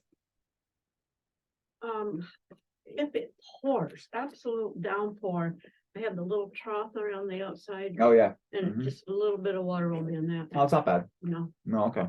Cool. So you wouldn't say you have a super wet parcel for the village? Okay. no. Okay, pretty dry. Well, we do get a lot of rain. It comes down from the farmer's field. And luckily, I have a raised bed that was built in before I moved in Okay. with railroad ties and 100 hosta, and Yeah. it just soaks up that moisture. So my neighbor's yard gets much wetter in the spring, but mine is virtually not bad. Oh, nice. Okay. Yeah. Oh, good. Okay. Yeah. I was just asking because of the if you start looking at environmental conditions in terms of changing absorption ratio on the parcel itself, like what would that change? Like, are you, what's that, where the water go? Is the water gonna go Yeah, from the roof? basically. I mean, and if you're already in a wet environment, then you're dealing with, less absorption ratio for more water. Okay. Physical, I think we're like, okay, it seems kind of like the character to me in a lot of ways. Okay. Environmental.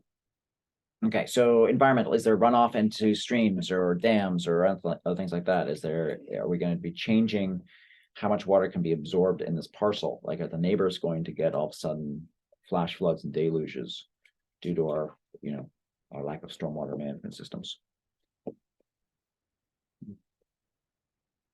What's underneath this structure? Yeah, so Is it it's still gravel? gonna be gravel, yeah. Still gravel? Yeah. You're not pouring concrete I'm just going piers. No. It's some piers, yeah. on piers. What's your gutter systems like on the current house? There are gutters. Well, you know, because the driveway side has got gutters anyway. I I don't have, think, you know, by my back entry door, I have gutters. Yeah. Most of the house does not have them. I think the other side is not. Where does your gutters, do you drain straight to the ground or do you run the pipe further away from the house? On your current gutters? Well, I So, only have, I have the one that goes, it's on the driveway side, so it Right. just goes out and curves next to my Yeah. house on the driveway. Okay, so drains down the driveway. Okay. so about where, about in the middle of the left-hand side there towards the bottom would be where the one gutter that collects. Okay. Let's collect some of them. Got to collect something. Yeah. The only reason why I ask is sometimes like, we think about like how to manage, if we're doing and changing the impervious area, then we can change how the water is managed up there and request certain gutter systems to help manage that water, so we're not flooding either a neighbor or something else in the environment. That's all we're looking at. Okay. Okay. So what do you guys think? The variants have an adverse impact on the physical, you said no, or environmental conditions in the neighborhood.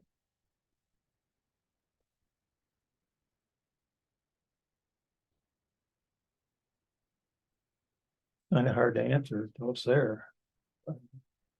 We can say it's not, but. I don't, I think it's, I mean, in that part of town, the neighbors are close yeah, together. And like you said, all of a sudden somebody gets water in their cellar and didn't have water in their cellar. Right. yeah. But we have no way Right of there. knowing that. Right. Yeah, What's so, changed?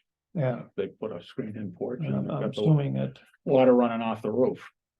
And where's it going? It's going to my basement. Clearly. Yeah. Especially when on the pipe right over to it. Oh, yeah, no, exactly. But I mean, you start looking for what's changed, and if the only Right. thing that's changed is someone put a more roof structure that's dumping water to the edge of my parcel, then that's a concern. Right? Yeah. Okay. And I think this is the big concern about dealing with impervious areas is the wastewater, or not Mhm. wastewater, sorry, rainwater management, not wastewater. Okay. I'm unsure on the environmental conditions on environmental impact. I don't know what the absorption ratio is on that, but I don't know what other people think on that. I'm unsure. Yeah. Okay, we can, okay. All right, the last one. On questions we ask about. Okay. Was the alleged difficulty self-created? Is this something that they have to do? Based on a change in structure, change in weather, change in anything else, was it outside their control, or is this a request by the applicant to just kind of change?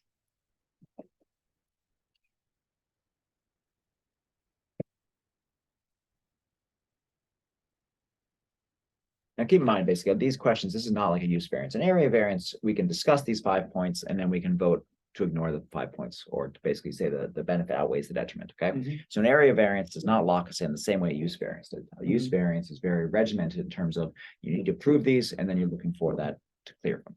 The area variance, we have 5 points we discuss, and then we say allow or deny based on our feelings about this, okay? So, was the alleged difficulty self-created?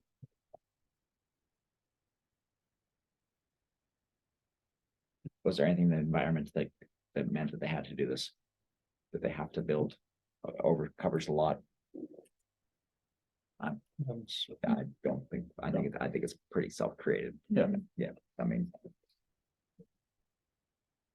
Except the lot is so small, right? So which is an argument, right? Yeah. I mean, basically, they're trying to change. if the village, if the lot in 1950 or whenever the house was built were designed to be 1,200 square feet as the code now requires. Right. Then there'd be plenty of room. Yeah. Mhm. Yeah, to your point, it's self-created.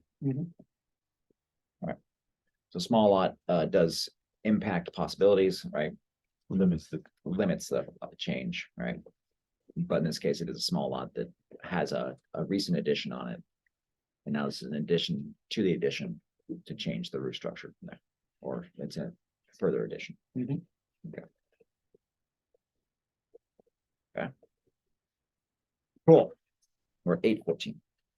All right, now, so do we want to, what do you guys feel like? Do you just want to vote on this one now, or do you want to table this and come back to us another date? What's our feeling on this as a board?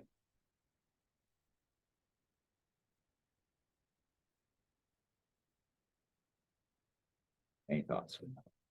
It don't make a difference to me. I mean, I guess if we tabled this, what type of research or what would we need to know for like environmental things? Like, how can we? What's gonna change our I'm opinion? not, of next yeah, like time? I'm not Yeah, a Tim out there scientist, with- not gonna like out there with go and get balls. like a degree. Yeah, like what, wet it down, For 24 hours. yeah, wet this down and measure the soil density and see where it went. Yeah. Seems likely. Yeah, I think it's on high on this list of things to do. Okay, all right, so let's go ahead, let's talk through this then, all right? Unless it's need, I'm gonna ask you to abstain in this vote, okay? Due to in Andy's situation as the alternate, we're not gonna have him vote in this situation unless we decide that we're tied 2-2 though, or I will see how it's going. Okay. And then make a decision, you would vote before me, okay? I have to vote before you. Well, we'll know how it's going soon. Okay. Okay, basically, we're not gonna ask you to vote unless you have to, okay? The benefit to You're the the, bad guy. Yeah. I will pass the deciding vote one way or the other, okay?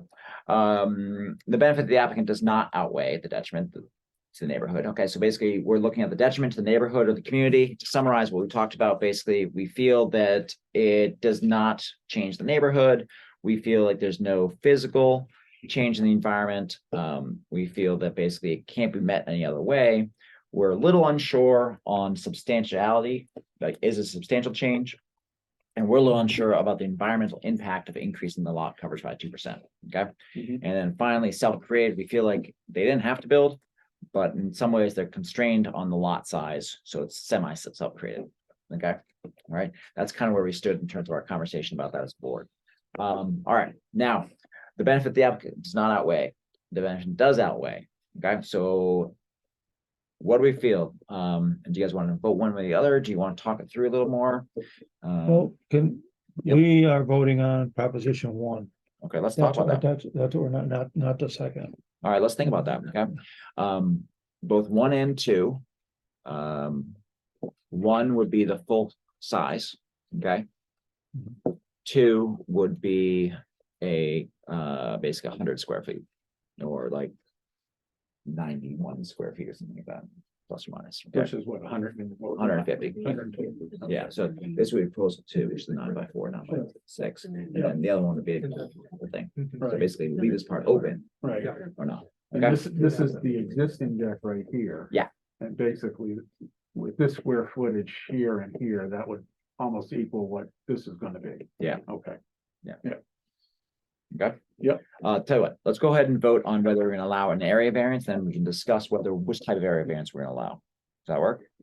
Okay, whether we want to go up to 150 or we want to give it 100. Okay, so let's decide if we're gonna do an area variance, okay? Mhm. And then we'll decide if we feel like we want to ask for the 100 or the 150, okay? Basically the 100, like, if we're talking 100 square feet variance, where like, well, if one is like a 3% increase, it's gonna be like a 2% increase. Okay, we're dropping a percentage point off the areas of, because we're 50 feet off 150, around there. Okay, so, sweet, so let's go ahead and see what we think, based on taking into consideration the 5 factors, okay? Grant a variance will be the question before us, okay?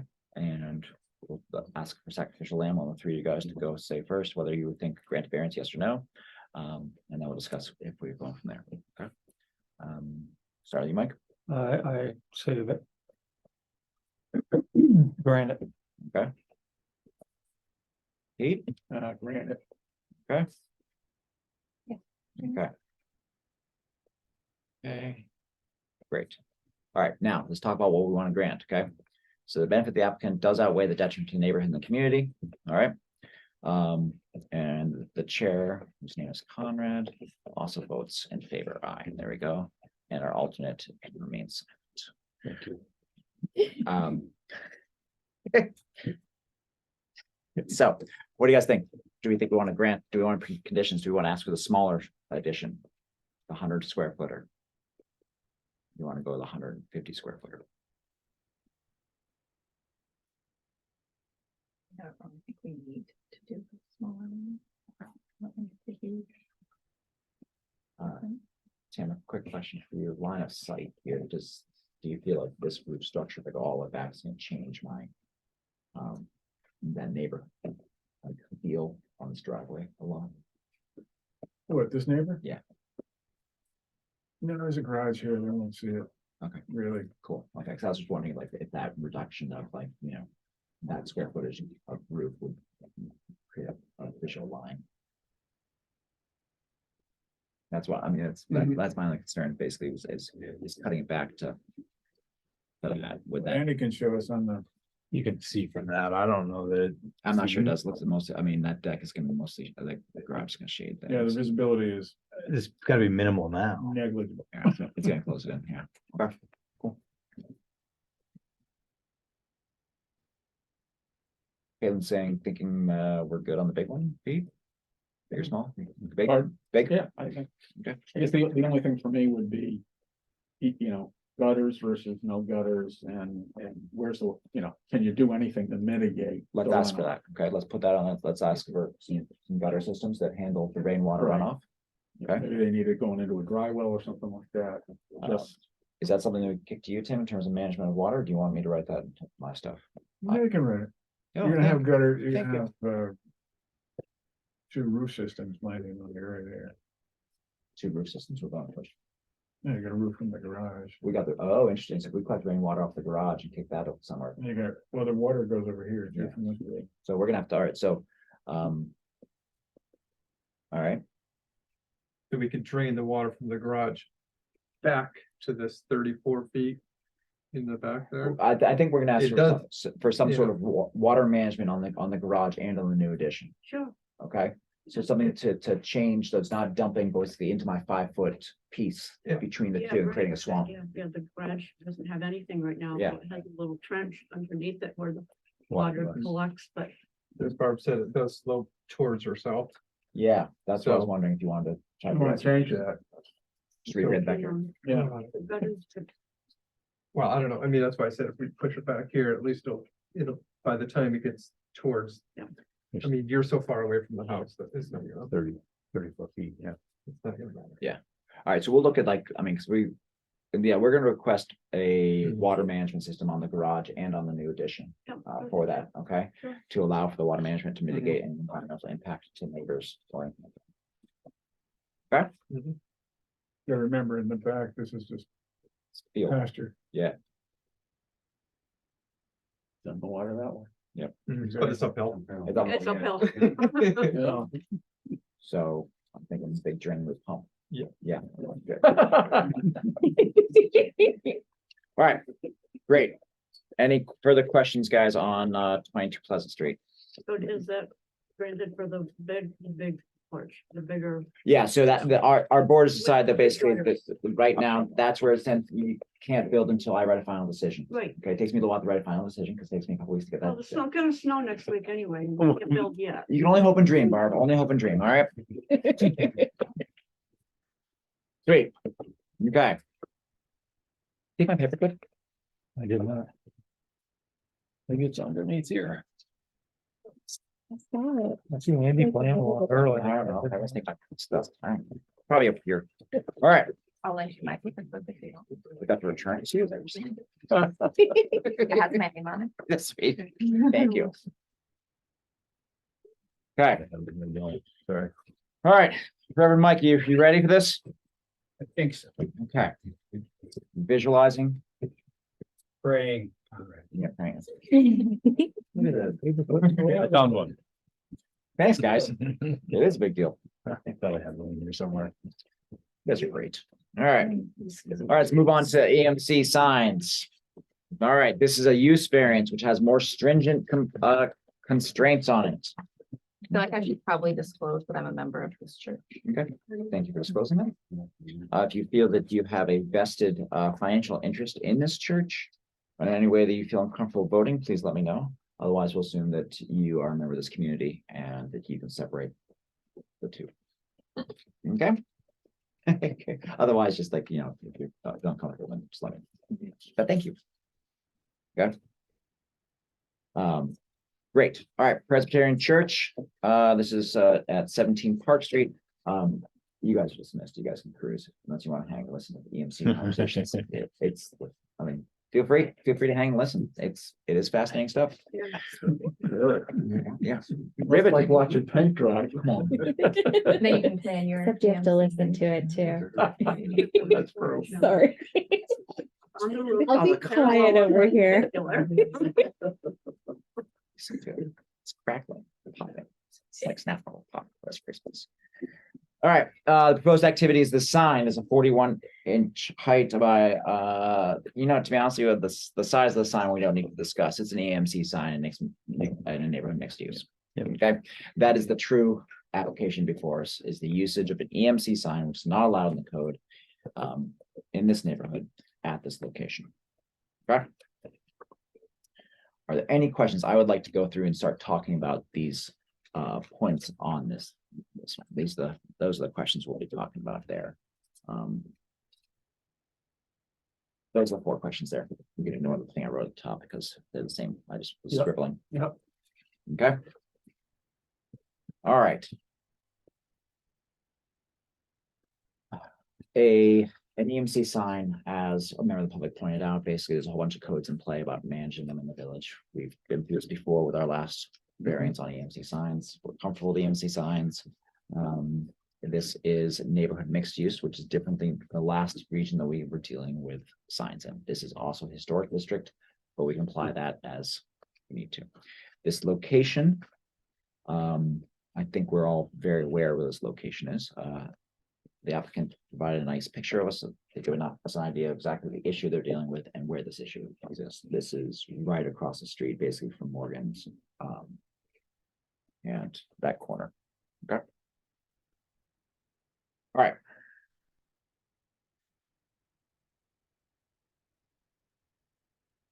Tim, question for you before I go on these tests.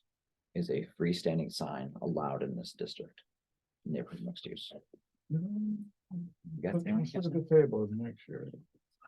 So, because we talked about this Get my data, but. with the St. Lawrence. Because that was neighborhood mixed use as well. That was the other sign. Yeah, we had. and that was, it was. No, an that issue. was residential multifamily Okay, and, yes, it is allowed, but, Tiny, well, yeah, 12 square feet, 6 feet measured from finished grade. exactly. Right? It's a pretty small sign. Yeah. Okay. So neighborhood mixed use allows a pretty small sign. Okay. and the sign that's there is larger. The sign that there is larger than It it did is. not meet the current code. It does not mean that it would be grandfathered. They could, It'd be grandfathered. yes, you can, as long as you don't make the sign any larger than it is. Then you can keep your existing sign. If the proposed sign, sorry, I don't have it. No, you're good. The proposed sign is 18 square feet, And the current sign is, 37 square feet. so it's smaller than the existing sign. Much smaller than the existing sign, just a little more lit. I thought that was the case. I just want to confirm.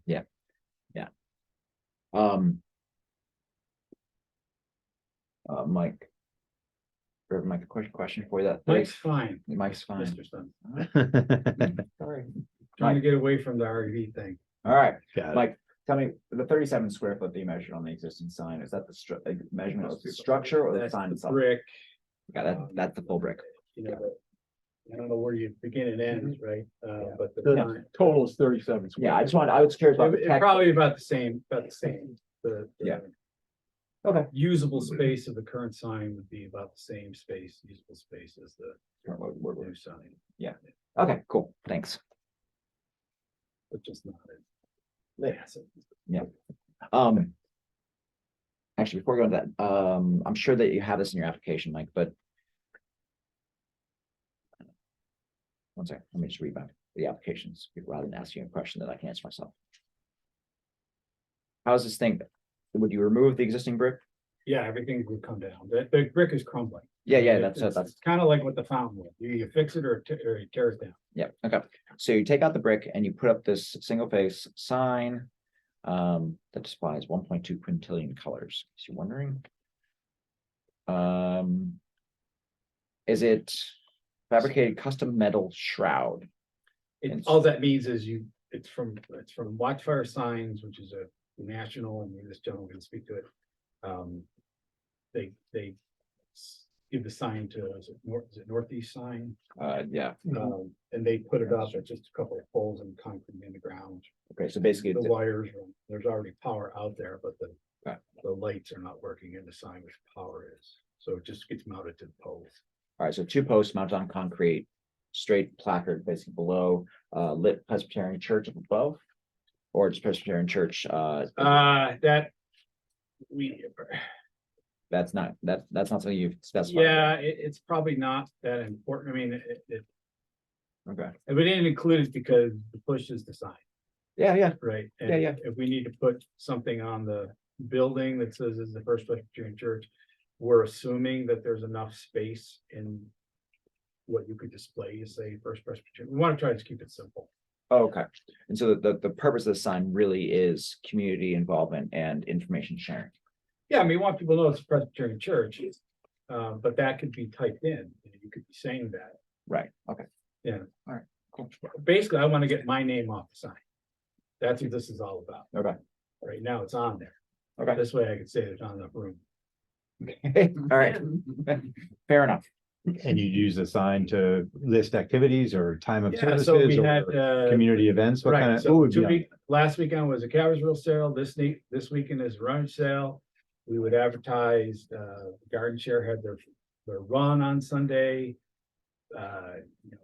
Contribute to whatever, join the fire department, happy birthday, that kind of stuff. If the minister gets it together and can put a sermon title up there, maybe that would be interesting, depending on what it said. This week's sermon, next week is going to be, I paid a guy to hammer the nails. That I know already. Okay, But that would go on. perfect. Not what you think, though. Noah, coming to hear about Noah's Ark. I'll tell you later. Get us off track. I just wondered what kinds of messages would be on the sign? How often would they, a weekly message that would say it for the week, or you anticipate Yeah. daily, or? Basically, this is who we are. Yep. This is the sermon title or thoughts for the day. You know, I think we've done a pretty good job of being apolitical, non-controversial, not extreme at one side of the scale or the other Mhm. with what we say, do, and permit in the park, and we would keep to that theme, just regular neighborhood stuff. Just let's be part of a community. And as I said in the application, the challenge is just people they have this idea of what a church is, and it's not that. It's something different. At least this church is different. And once people come in, I mean, they may not stay. Typically they do, but it's getting in the door, and it's hard to reach people. I mean, yeah, obviously a Facebook or a website is a big deal, and we're working on that as well. But this is the students.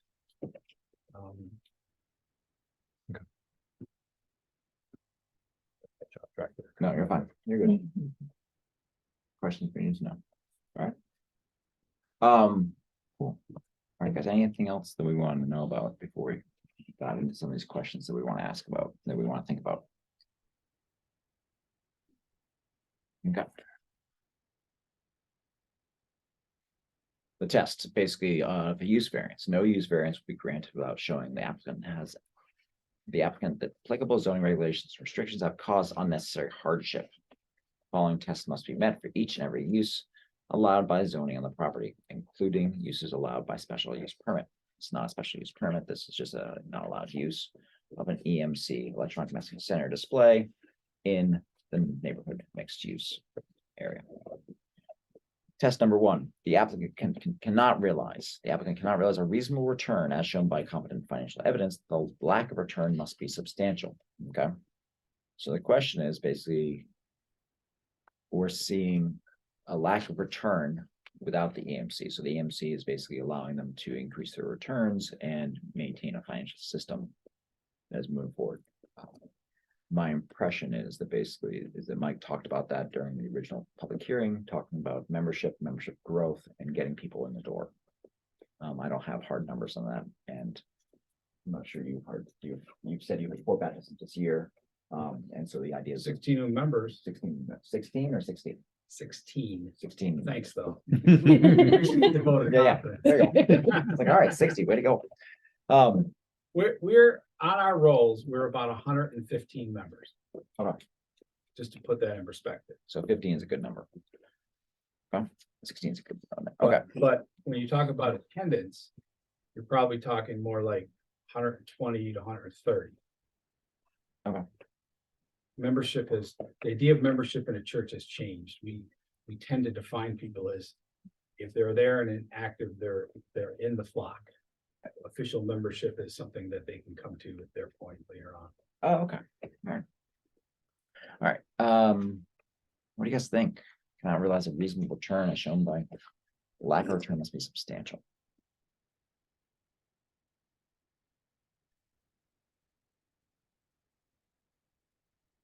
I think the EMC is necessary. Yeah, yeah. I mean, I think just the fact that these signs are becoming obsolete and, you know, the hardware for them and the letters and things like these EMCs are gonna be popping up and like just a fact. And so I asked the village, I basically said, I asked the county planning. I said, what is the alternative to an EMC? Like what other options are there out there? Basically, we have these things which are 50, 60, 70 years old. They exist on how many churches in our village? I mean, you probably 6 of them. Yeah. And we had one also on Governor Street. Same thing. Falling apart, had to be replaced. Still sitting there. I actually went by it this week and wondered. Yeah. We're not gonna get When are they gonna get going on Yeah, this? they got a variance allowing it. All right, and I asked the county, I said, what are the options on this sort of thing? And they came back, said it's either electronic messaging centers, it's the EMC signs, or it's the old existing stuff, front lit placard things. Okay. Sandwich board, capsules. Okay. All right, I mean, we don't have a solution that's other than in today's day and age, other than this, with this sort of outbound market. Okay. Okay. The applicant cannot realize a reasonable return.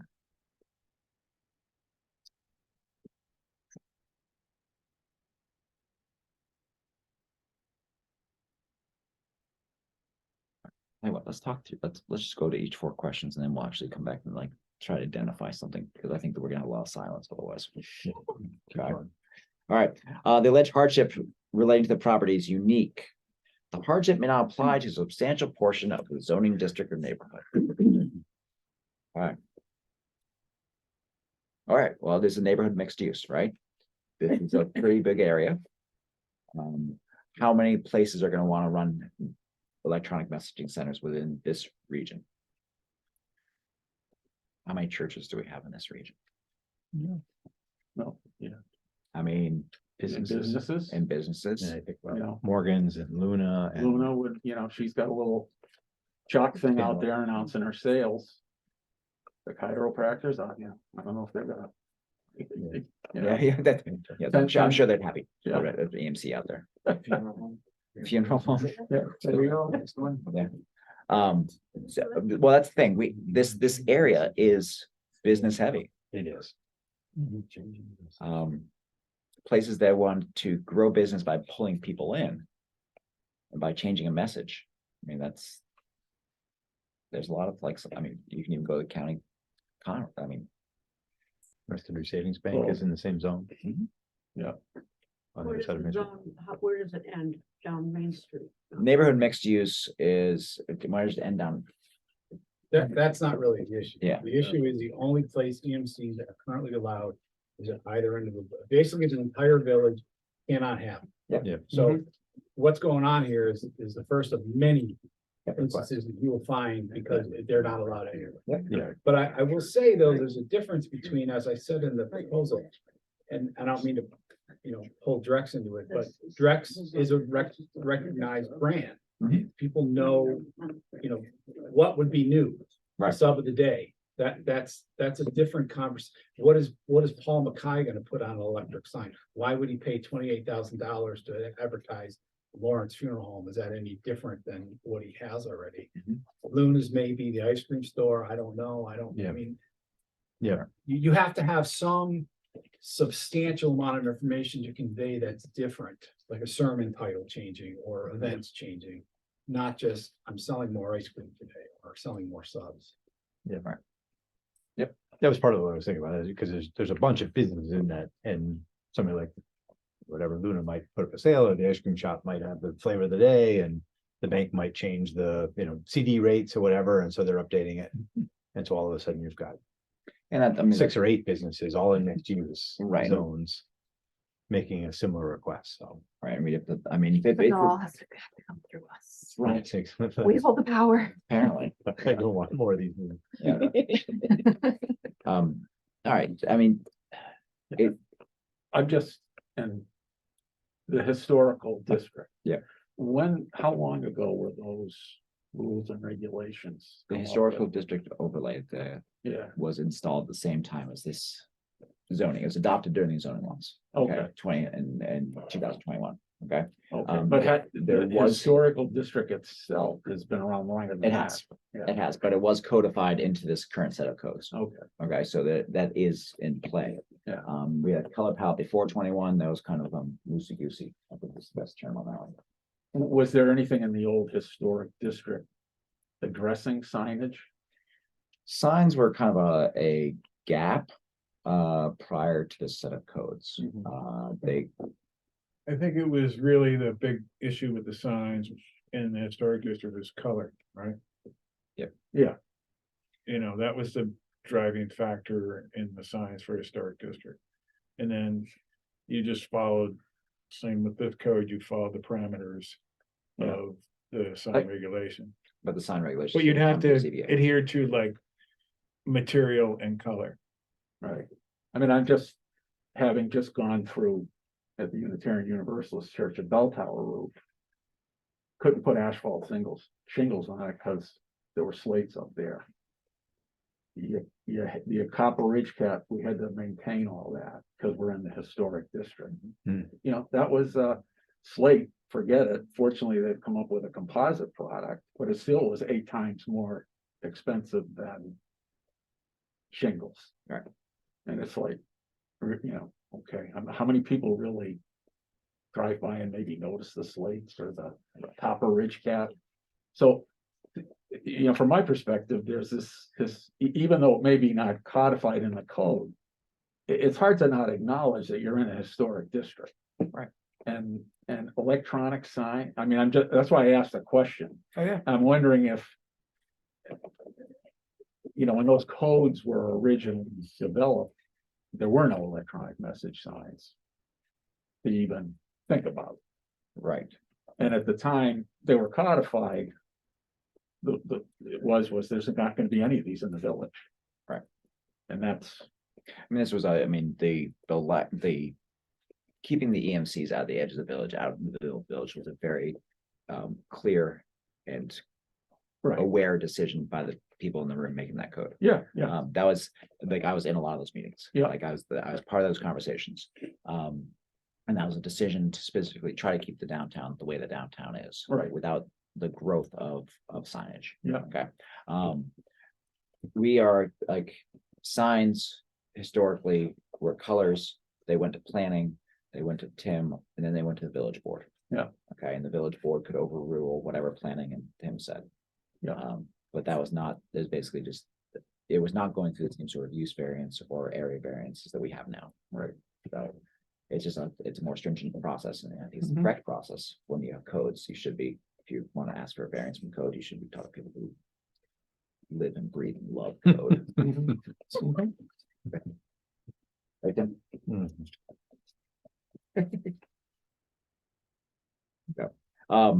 All right, so the alleged hardship relating to property is unique. At least the hardship can't be applied to a substantial portion of the zoning district.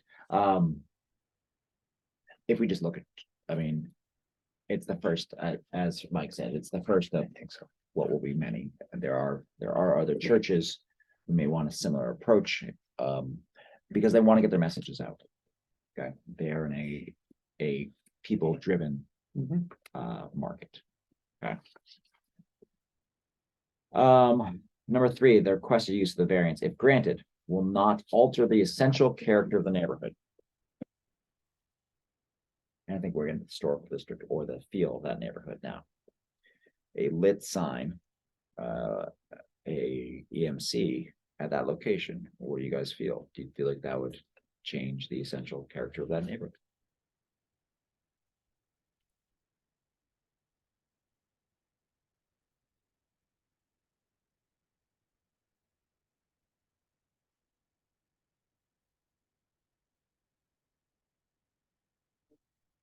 I think you're gonna have to look at what's there, like, do we want a crumbling, like, brick, like dilapidated, like, sign, or do we want to, like, advance into the age of technology and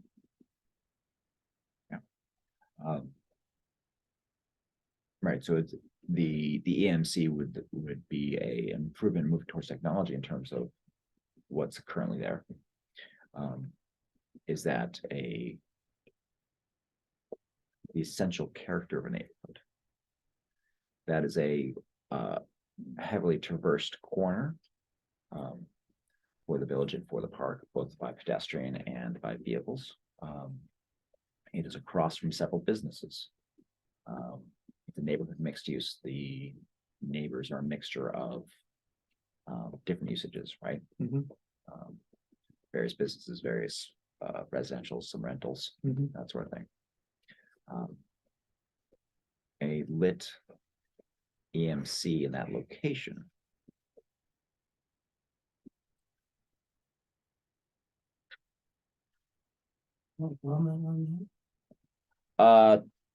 Sure, Bill.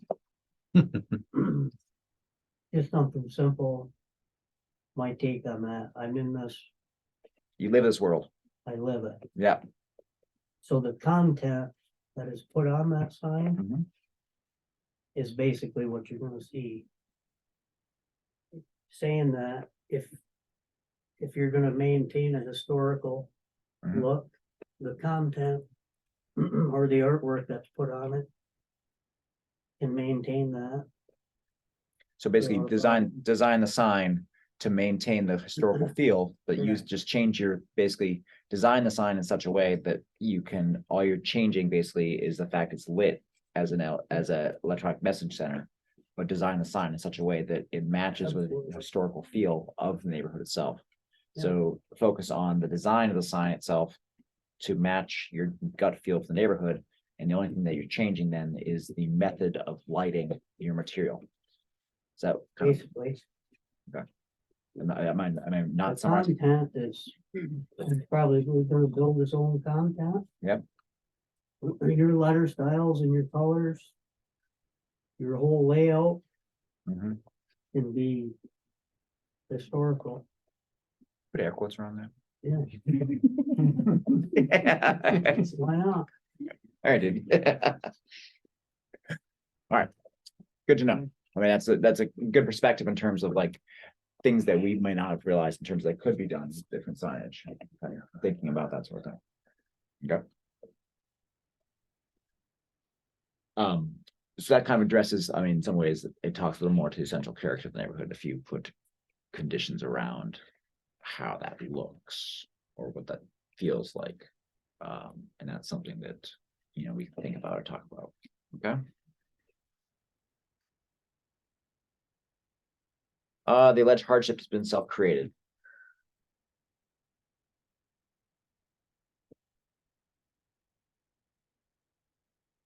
existing sign is crumbling, so. I don't know that that's self-created, it has to be replaced by something. Something, yeah. Right. So.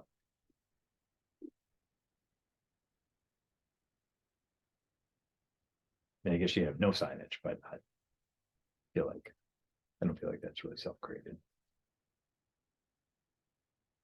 That's kind of my gut feeling now too, is basically you have a crumbling sign, we're still trying to create the same message, get the message out there. The applicant hasn't changed their mission to this, which is share information. And now the question is, if this is the modern method, okay?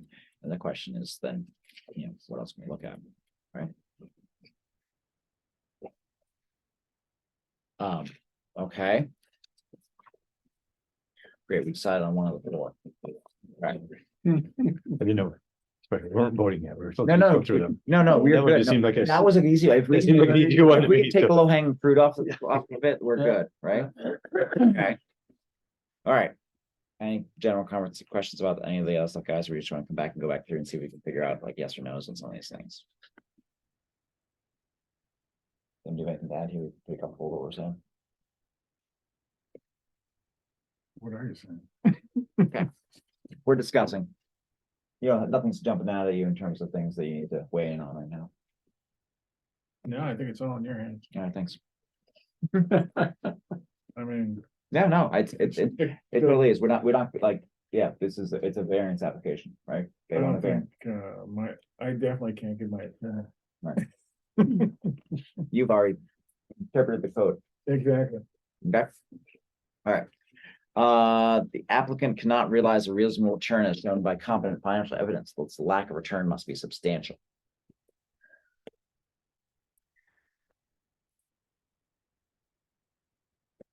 Just in the information that was submitted, membership is going up. You're financially in good shape. So is there another financial hardship? It's your financial hardship as a community, Okay. is that if the church, I mean, when a church goes down, the first thing that goes is the stuff you don't see. That's mission work. Yep. Involvement, leadership. The second thing that goes is all the stuff you can see. The buildings go down, the park gets run down, the fountain gets run down. And it's been a generational change to turn the direction of that congregation around. And we just have to keep going, because the overhead is so much. Yep. That if we falter, as you well know. Yeah. Replacing a roof. Yeah. If we falter, and we've done the bell tower, we've done wheelchair lifts, we've done a playground, we've repurposed a room, we're doing a youth group room. I mean, this is not the only thing we're doing. Right. It's a sprint to a future.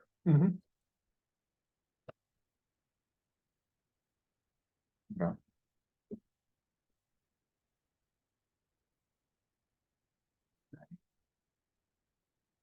Thoughts?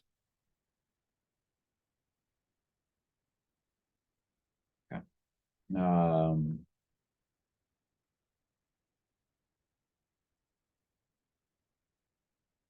The alleged hardship relating to the property is unique. Is it unique to this church? Is it unique to this parcel?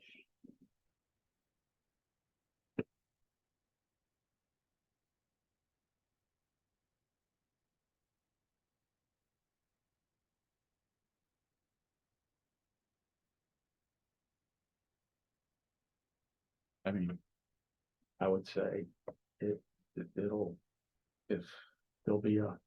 be dealing with these requests from probably the other churches and who knows what other businesses. So not necessarily unique. No, I don't think so. I agree with them, yeah. Yeah. I mean, right now, maybe we're not getting those requests because people have looked at the code and they're not allowed in the village. Or they're not crumbling. Yeah, Crumbling. right. Can't Not afford yet. them, yeah, not yet. At Mike's point, I think it's, Right. if it's others coming. Yeah. Or people would say, this is a much better way to communicate, even though we maybe put a new sign in 10 years ago.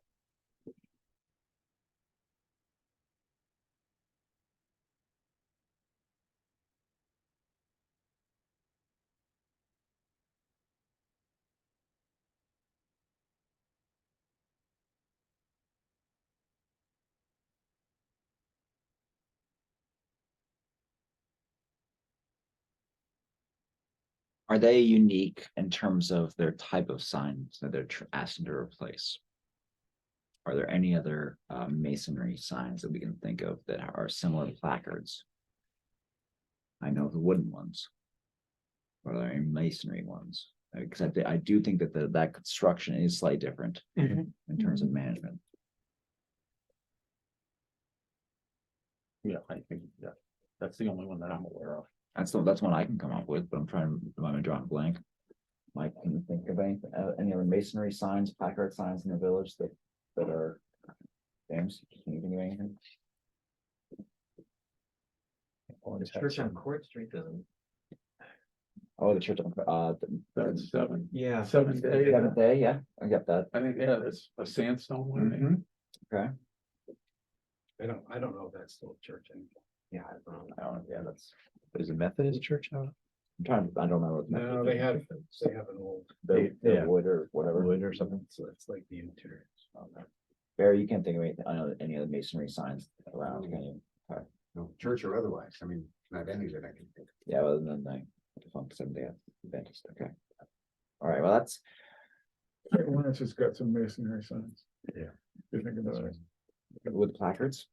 Or the No, fixed? straight masonry. Oh, straight The ones I masonry. could think of, the one Yeah. at the front of Ramota and then also at the corner of Park and University. Yeah. I think they're both stone Yeah. Okay. structures, I would think that, chiseled, yeah, like with chiseled. and- yeah, okay. Yeah, so I would agree that basically we start thinking about its uniqueness. It's only the masonry construction, the current sign that might put it in a situation where we're dealing with something that's a little more unique to this property. But I'm not like sold on that. I'm just like, that's a thought pattern of mine. That's no more than that. Okay.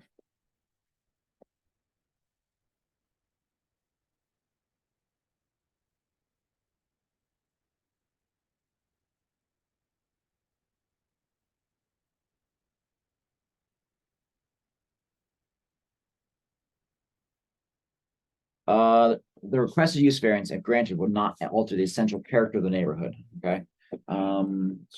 Is it change on any parking patterns and noise levels, lighting, or anything like that? Like, does it change? Other than having a sign that we might be able to modify to make it look historic with full-on air quotes around it. I don't think it would alter it. Or if anything, it might just improve it. You guys think?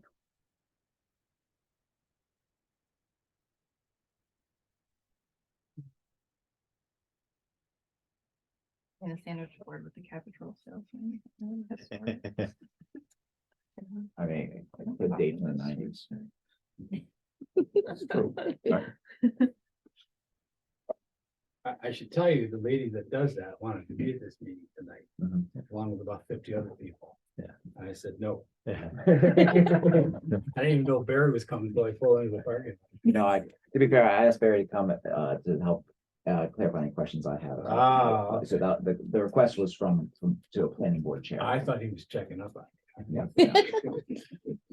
Well, I didn't ask about that. Maybe it is. That's what I'm doing. I'm checking it. it. Yeah, I got that changed, don't worry. Yeah. What do you guys feel? I mean, improve it, change it. I mean, you know, from parking, traffic, no. It's a sign. Yeah, I don't think it feels like a business district, even though it's zoned mixed use because of the fact that Luna and Morgan's are right there as you're walking down the street. There's an existing sign to Pete's point. I don't think it changes. Yeah. Parking or lighting again, as long as it meets code requirements in terms of brightness and flashing lights and that kind of stuff. Right. I mean, so Um, I mean, assuming it's the lights would be managed in the. There's a small difference in design, right? It has the sort of substantial feel of a mason brick thing, but it's crumbling, so it has to be replaced with something. Right. It's not gonna be any more garish than the food trucks. Or the generator. It's good looking generators hanging out the back of those trucks. Park in front of the sign. Yeah, park in front of the sign. And we have, okay, all right. So, okay, so that comes down to basically we have, Maybe Amish should do a food truck. That'd be a story. depends on the story. It may or may not be there, just know that. All right, so if we're looking at the applicants cannot realize a reasonable return, must be substantial. I think we're kind of like ambivalent on that one. Well, Mike is saying that it's not so much them, It's the long-term implications of what happens to the community. So when I got here, our mission budget was about $4,000 or $5,000. It's 10 times that. That's not money we give to ourselves. That's money we give to the community. That's gone. That's the first thing to go. And I hate to actually interject because I'm just a bystander, but like 100 years ago, think about what the church did, what their responsibility was 100 years ago and how that has just shifted to the county, right? I mean, 100 years ago, the churches had a calling to do this and to do that and do that. And it's just going to get shifted somewhere else if the church doesn't do it.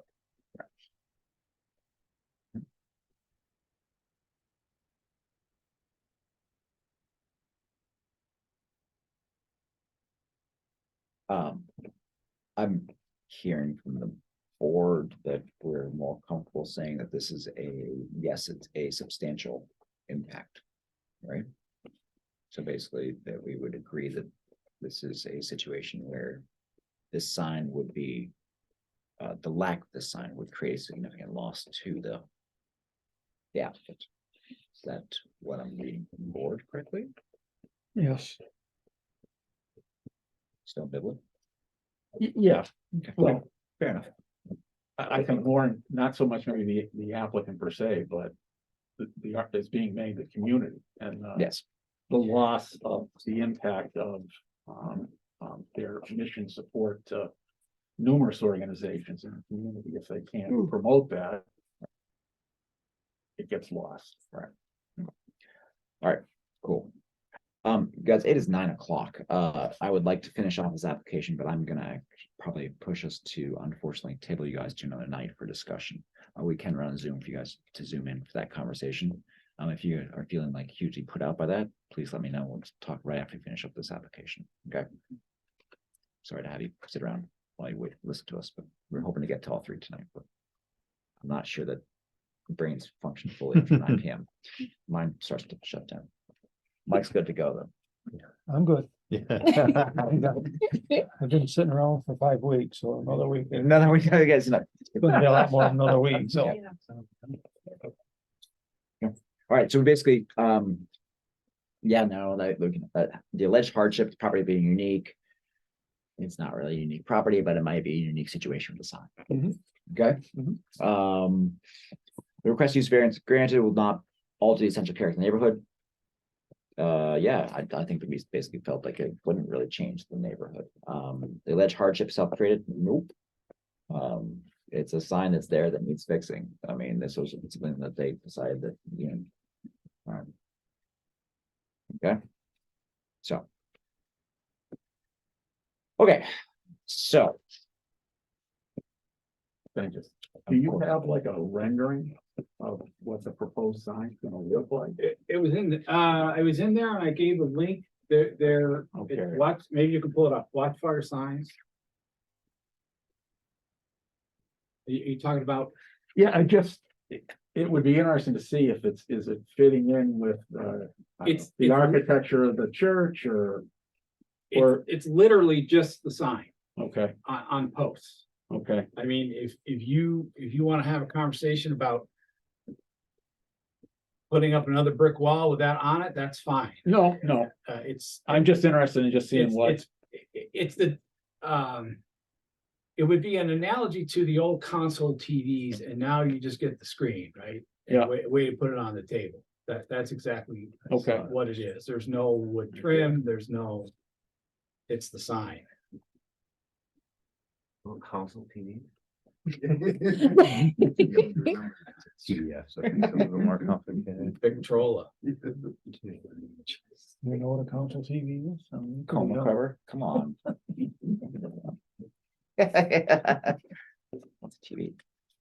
Or rabbit ears. What's about those usually? I mean, this started off at a much lower price point, but because of the viewing distance, it has to be the highest resolution, otherwise it pixelates. Okay.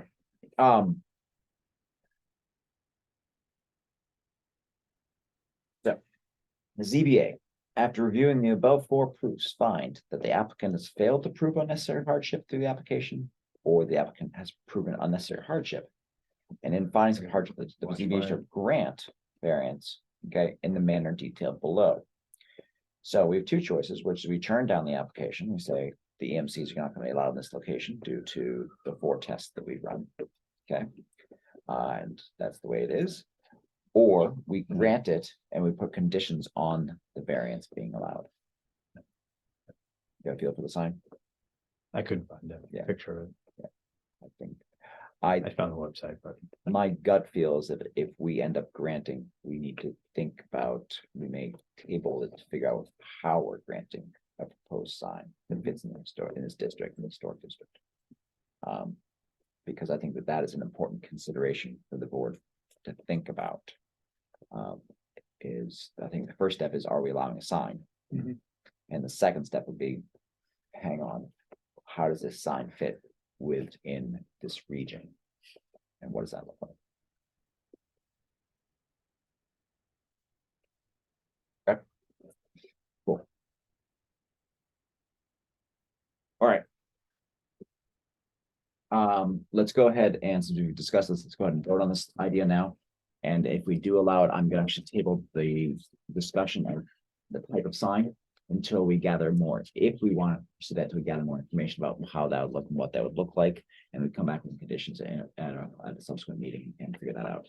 Are you guys opposed to wrapping up the meeting at the stage, coming back another day in a couple weeks? Is that okay with the board? Okay. Cool. All right. All right. So we have four proofs. Cannot realize reasonable return. Okay, these are four things you're thinking about. The alleged hardship of the property is unique. The requested use variance, if granted, will not alter the essential character of the neighborhood. And the alleged hardship has been self-created. Andy, in this situation, are you comfortable voting so we have an odd number of votes? I can vote. Okay, thank you. Okay. Because that makes it clear how we fall down, not ending up, flipping a coin or something. That's just awkward. Okay. No one likes that. All right. The vote before is based on the four things. We feel as a board, basically, I think there was a couple that we were on the fence on, okay, individually, but I think that basically what we're gonna do is we're gonna go ahead and vote on whether we are going to allow an EMC sign, details of which would be finalized later, okay, as we gather more information. So. And just so I'm clear, if we gather that more information, do we then take a final vote on whether it's moving forward? Or does this vote grant it? That's a good question. We would be putting conditions if we want to put conditions on it. So the vote would be to allow it. And then we further discuss what conditions we're going to put in play, if any. Okay. Okay. Yep. Like basically the idea is that I think that there's no reason to discuss conditions if we're not going to allow a sign. Like let's decide if we're going to allow a sign based on what the applicant has presented to us in our conversations we've had, whether we feel it's reasonable in this district. And we'll go from there. Does that make sense? Is that fair? Okay.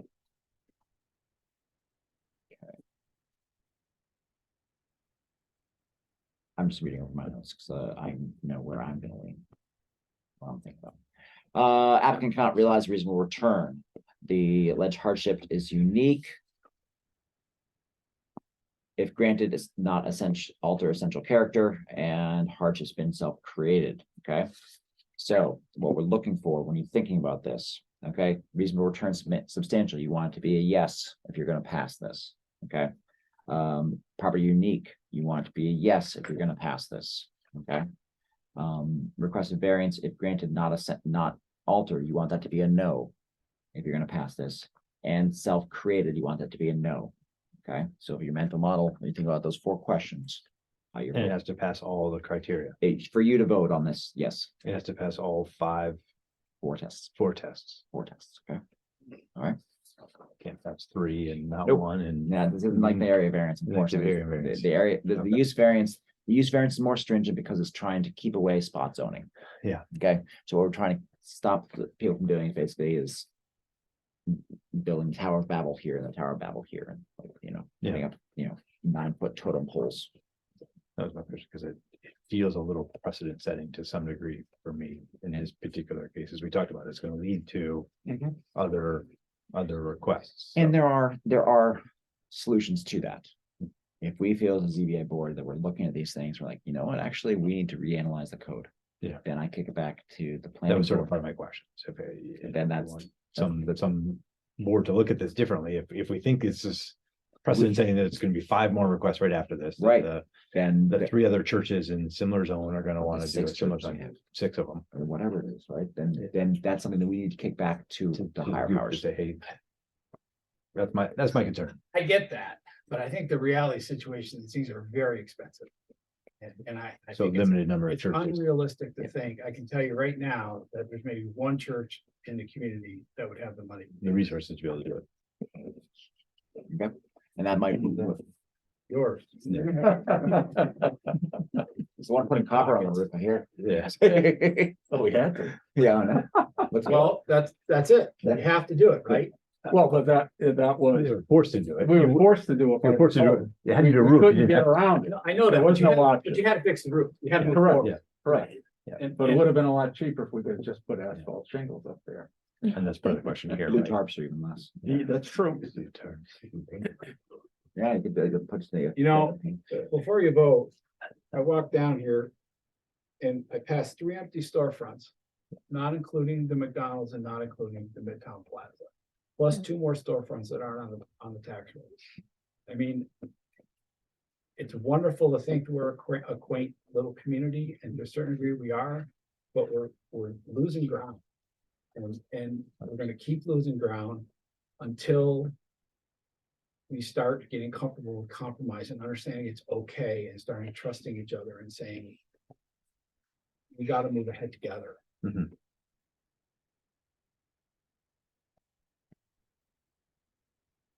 All right.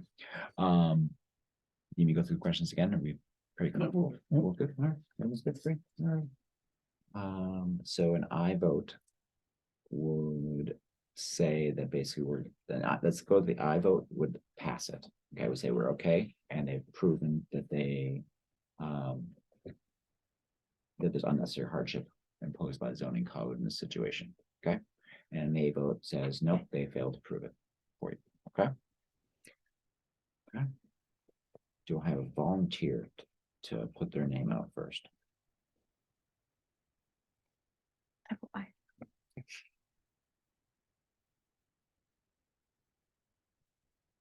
I get to go last, it's my prerogative.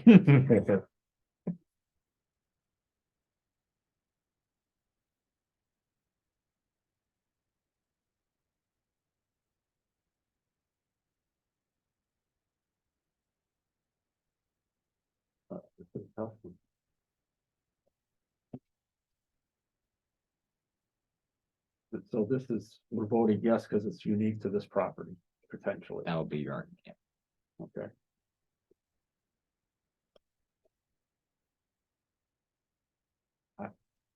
And this is when we're looking for yes votes, correct? I thought we were voting on the whole. Oh, we're going on the You whole vote thing? the whole thing. Vote the whole Oh, okay. Yeah, so all 4. All 4, Okay. all 4, you'd be a yes, yes, no, no, basically, the 4 questions. I can vote yes with conditions that we'll talk about later.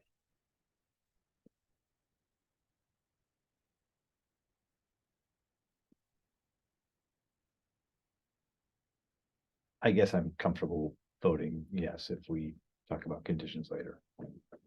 I wish there was an easy way to kick it back, because I do think that I'm not sure how unique a situation this is.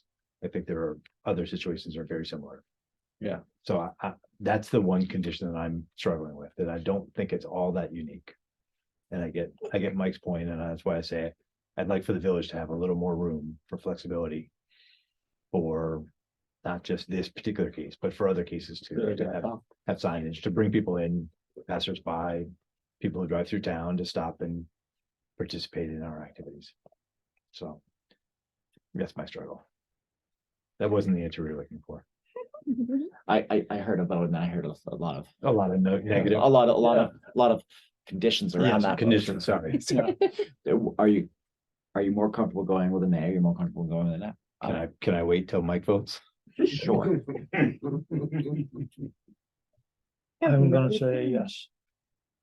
With the, that's, again, with the conditions, because I agree with Andy, I think we might be opening Oh, yeah. ourselves up that we gotta, I mean, I Yeah. would, if we do go through with this, I think, don't wait for the, 3 or 4 to come. I think this has got to go back. I think we need to recognize that we're gonna be drinking from a fire hose soon on these EMC requests. You have 3 yes votes. I got 3 yes votes. Can I vote nay then? Yeah. Thank you. I just can't get comfortable with that one condition. Okay. I don't think it's that unique.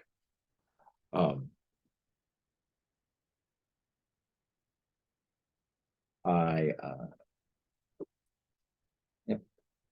So I actually don't need to. You don't need to vote if I you don't don't want need to. to vote.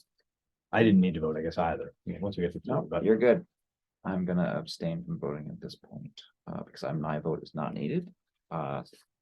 And I have to write up whatever decision we have, so we're good. And we'll come back and talk about conditions. So what we're gonna do is we're gonna close off this meeting at this point. Mike, we have approved the EMC at the location with conditions to be discussed later, okay? So final decision will be within 50 days or 60 days to make that final decision on this project. Okay. Yep. Yeah. Thank you. Thank you so much for coming over. I'm sorry that we did not hear your case tonight. We did the public hearing side, and we'll do the public meeting later. We'll be in touch in terms of when that is, and you guys are welcome to watch us on the screen. Okay. Or you're welcome to come over again if you want to. I know it's a little further drive for you than someone to throw a rock at it. So just send me any questions, but we'll go ahead and hope we get it done in the next couple of weeks. Okay. And basically the same sort of thing like the use of variance discussion. and stuff like Awesome. that. Thank you so much. Thank you, everybody. Well, Thanks, Barb. Thank you.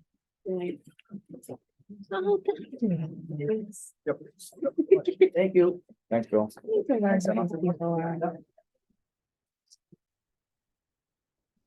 It is still recording, FYI, although technically, since we're all still in the room, that's legally Open meeting laws just allowed. appropriate. are we setting the time tonight, or are we going to? Do we have- You're looking at me like. Do we have a calendar, guys? Can we leave a calendar right away? Since we're all sitting here.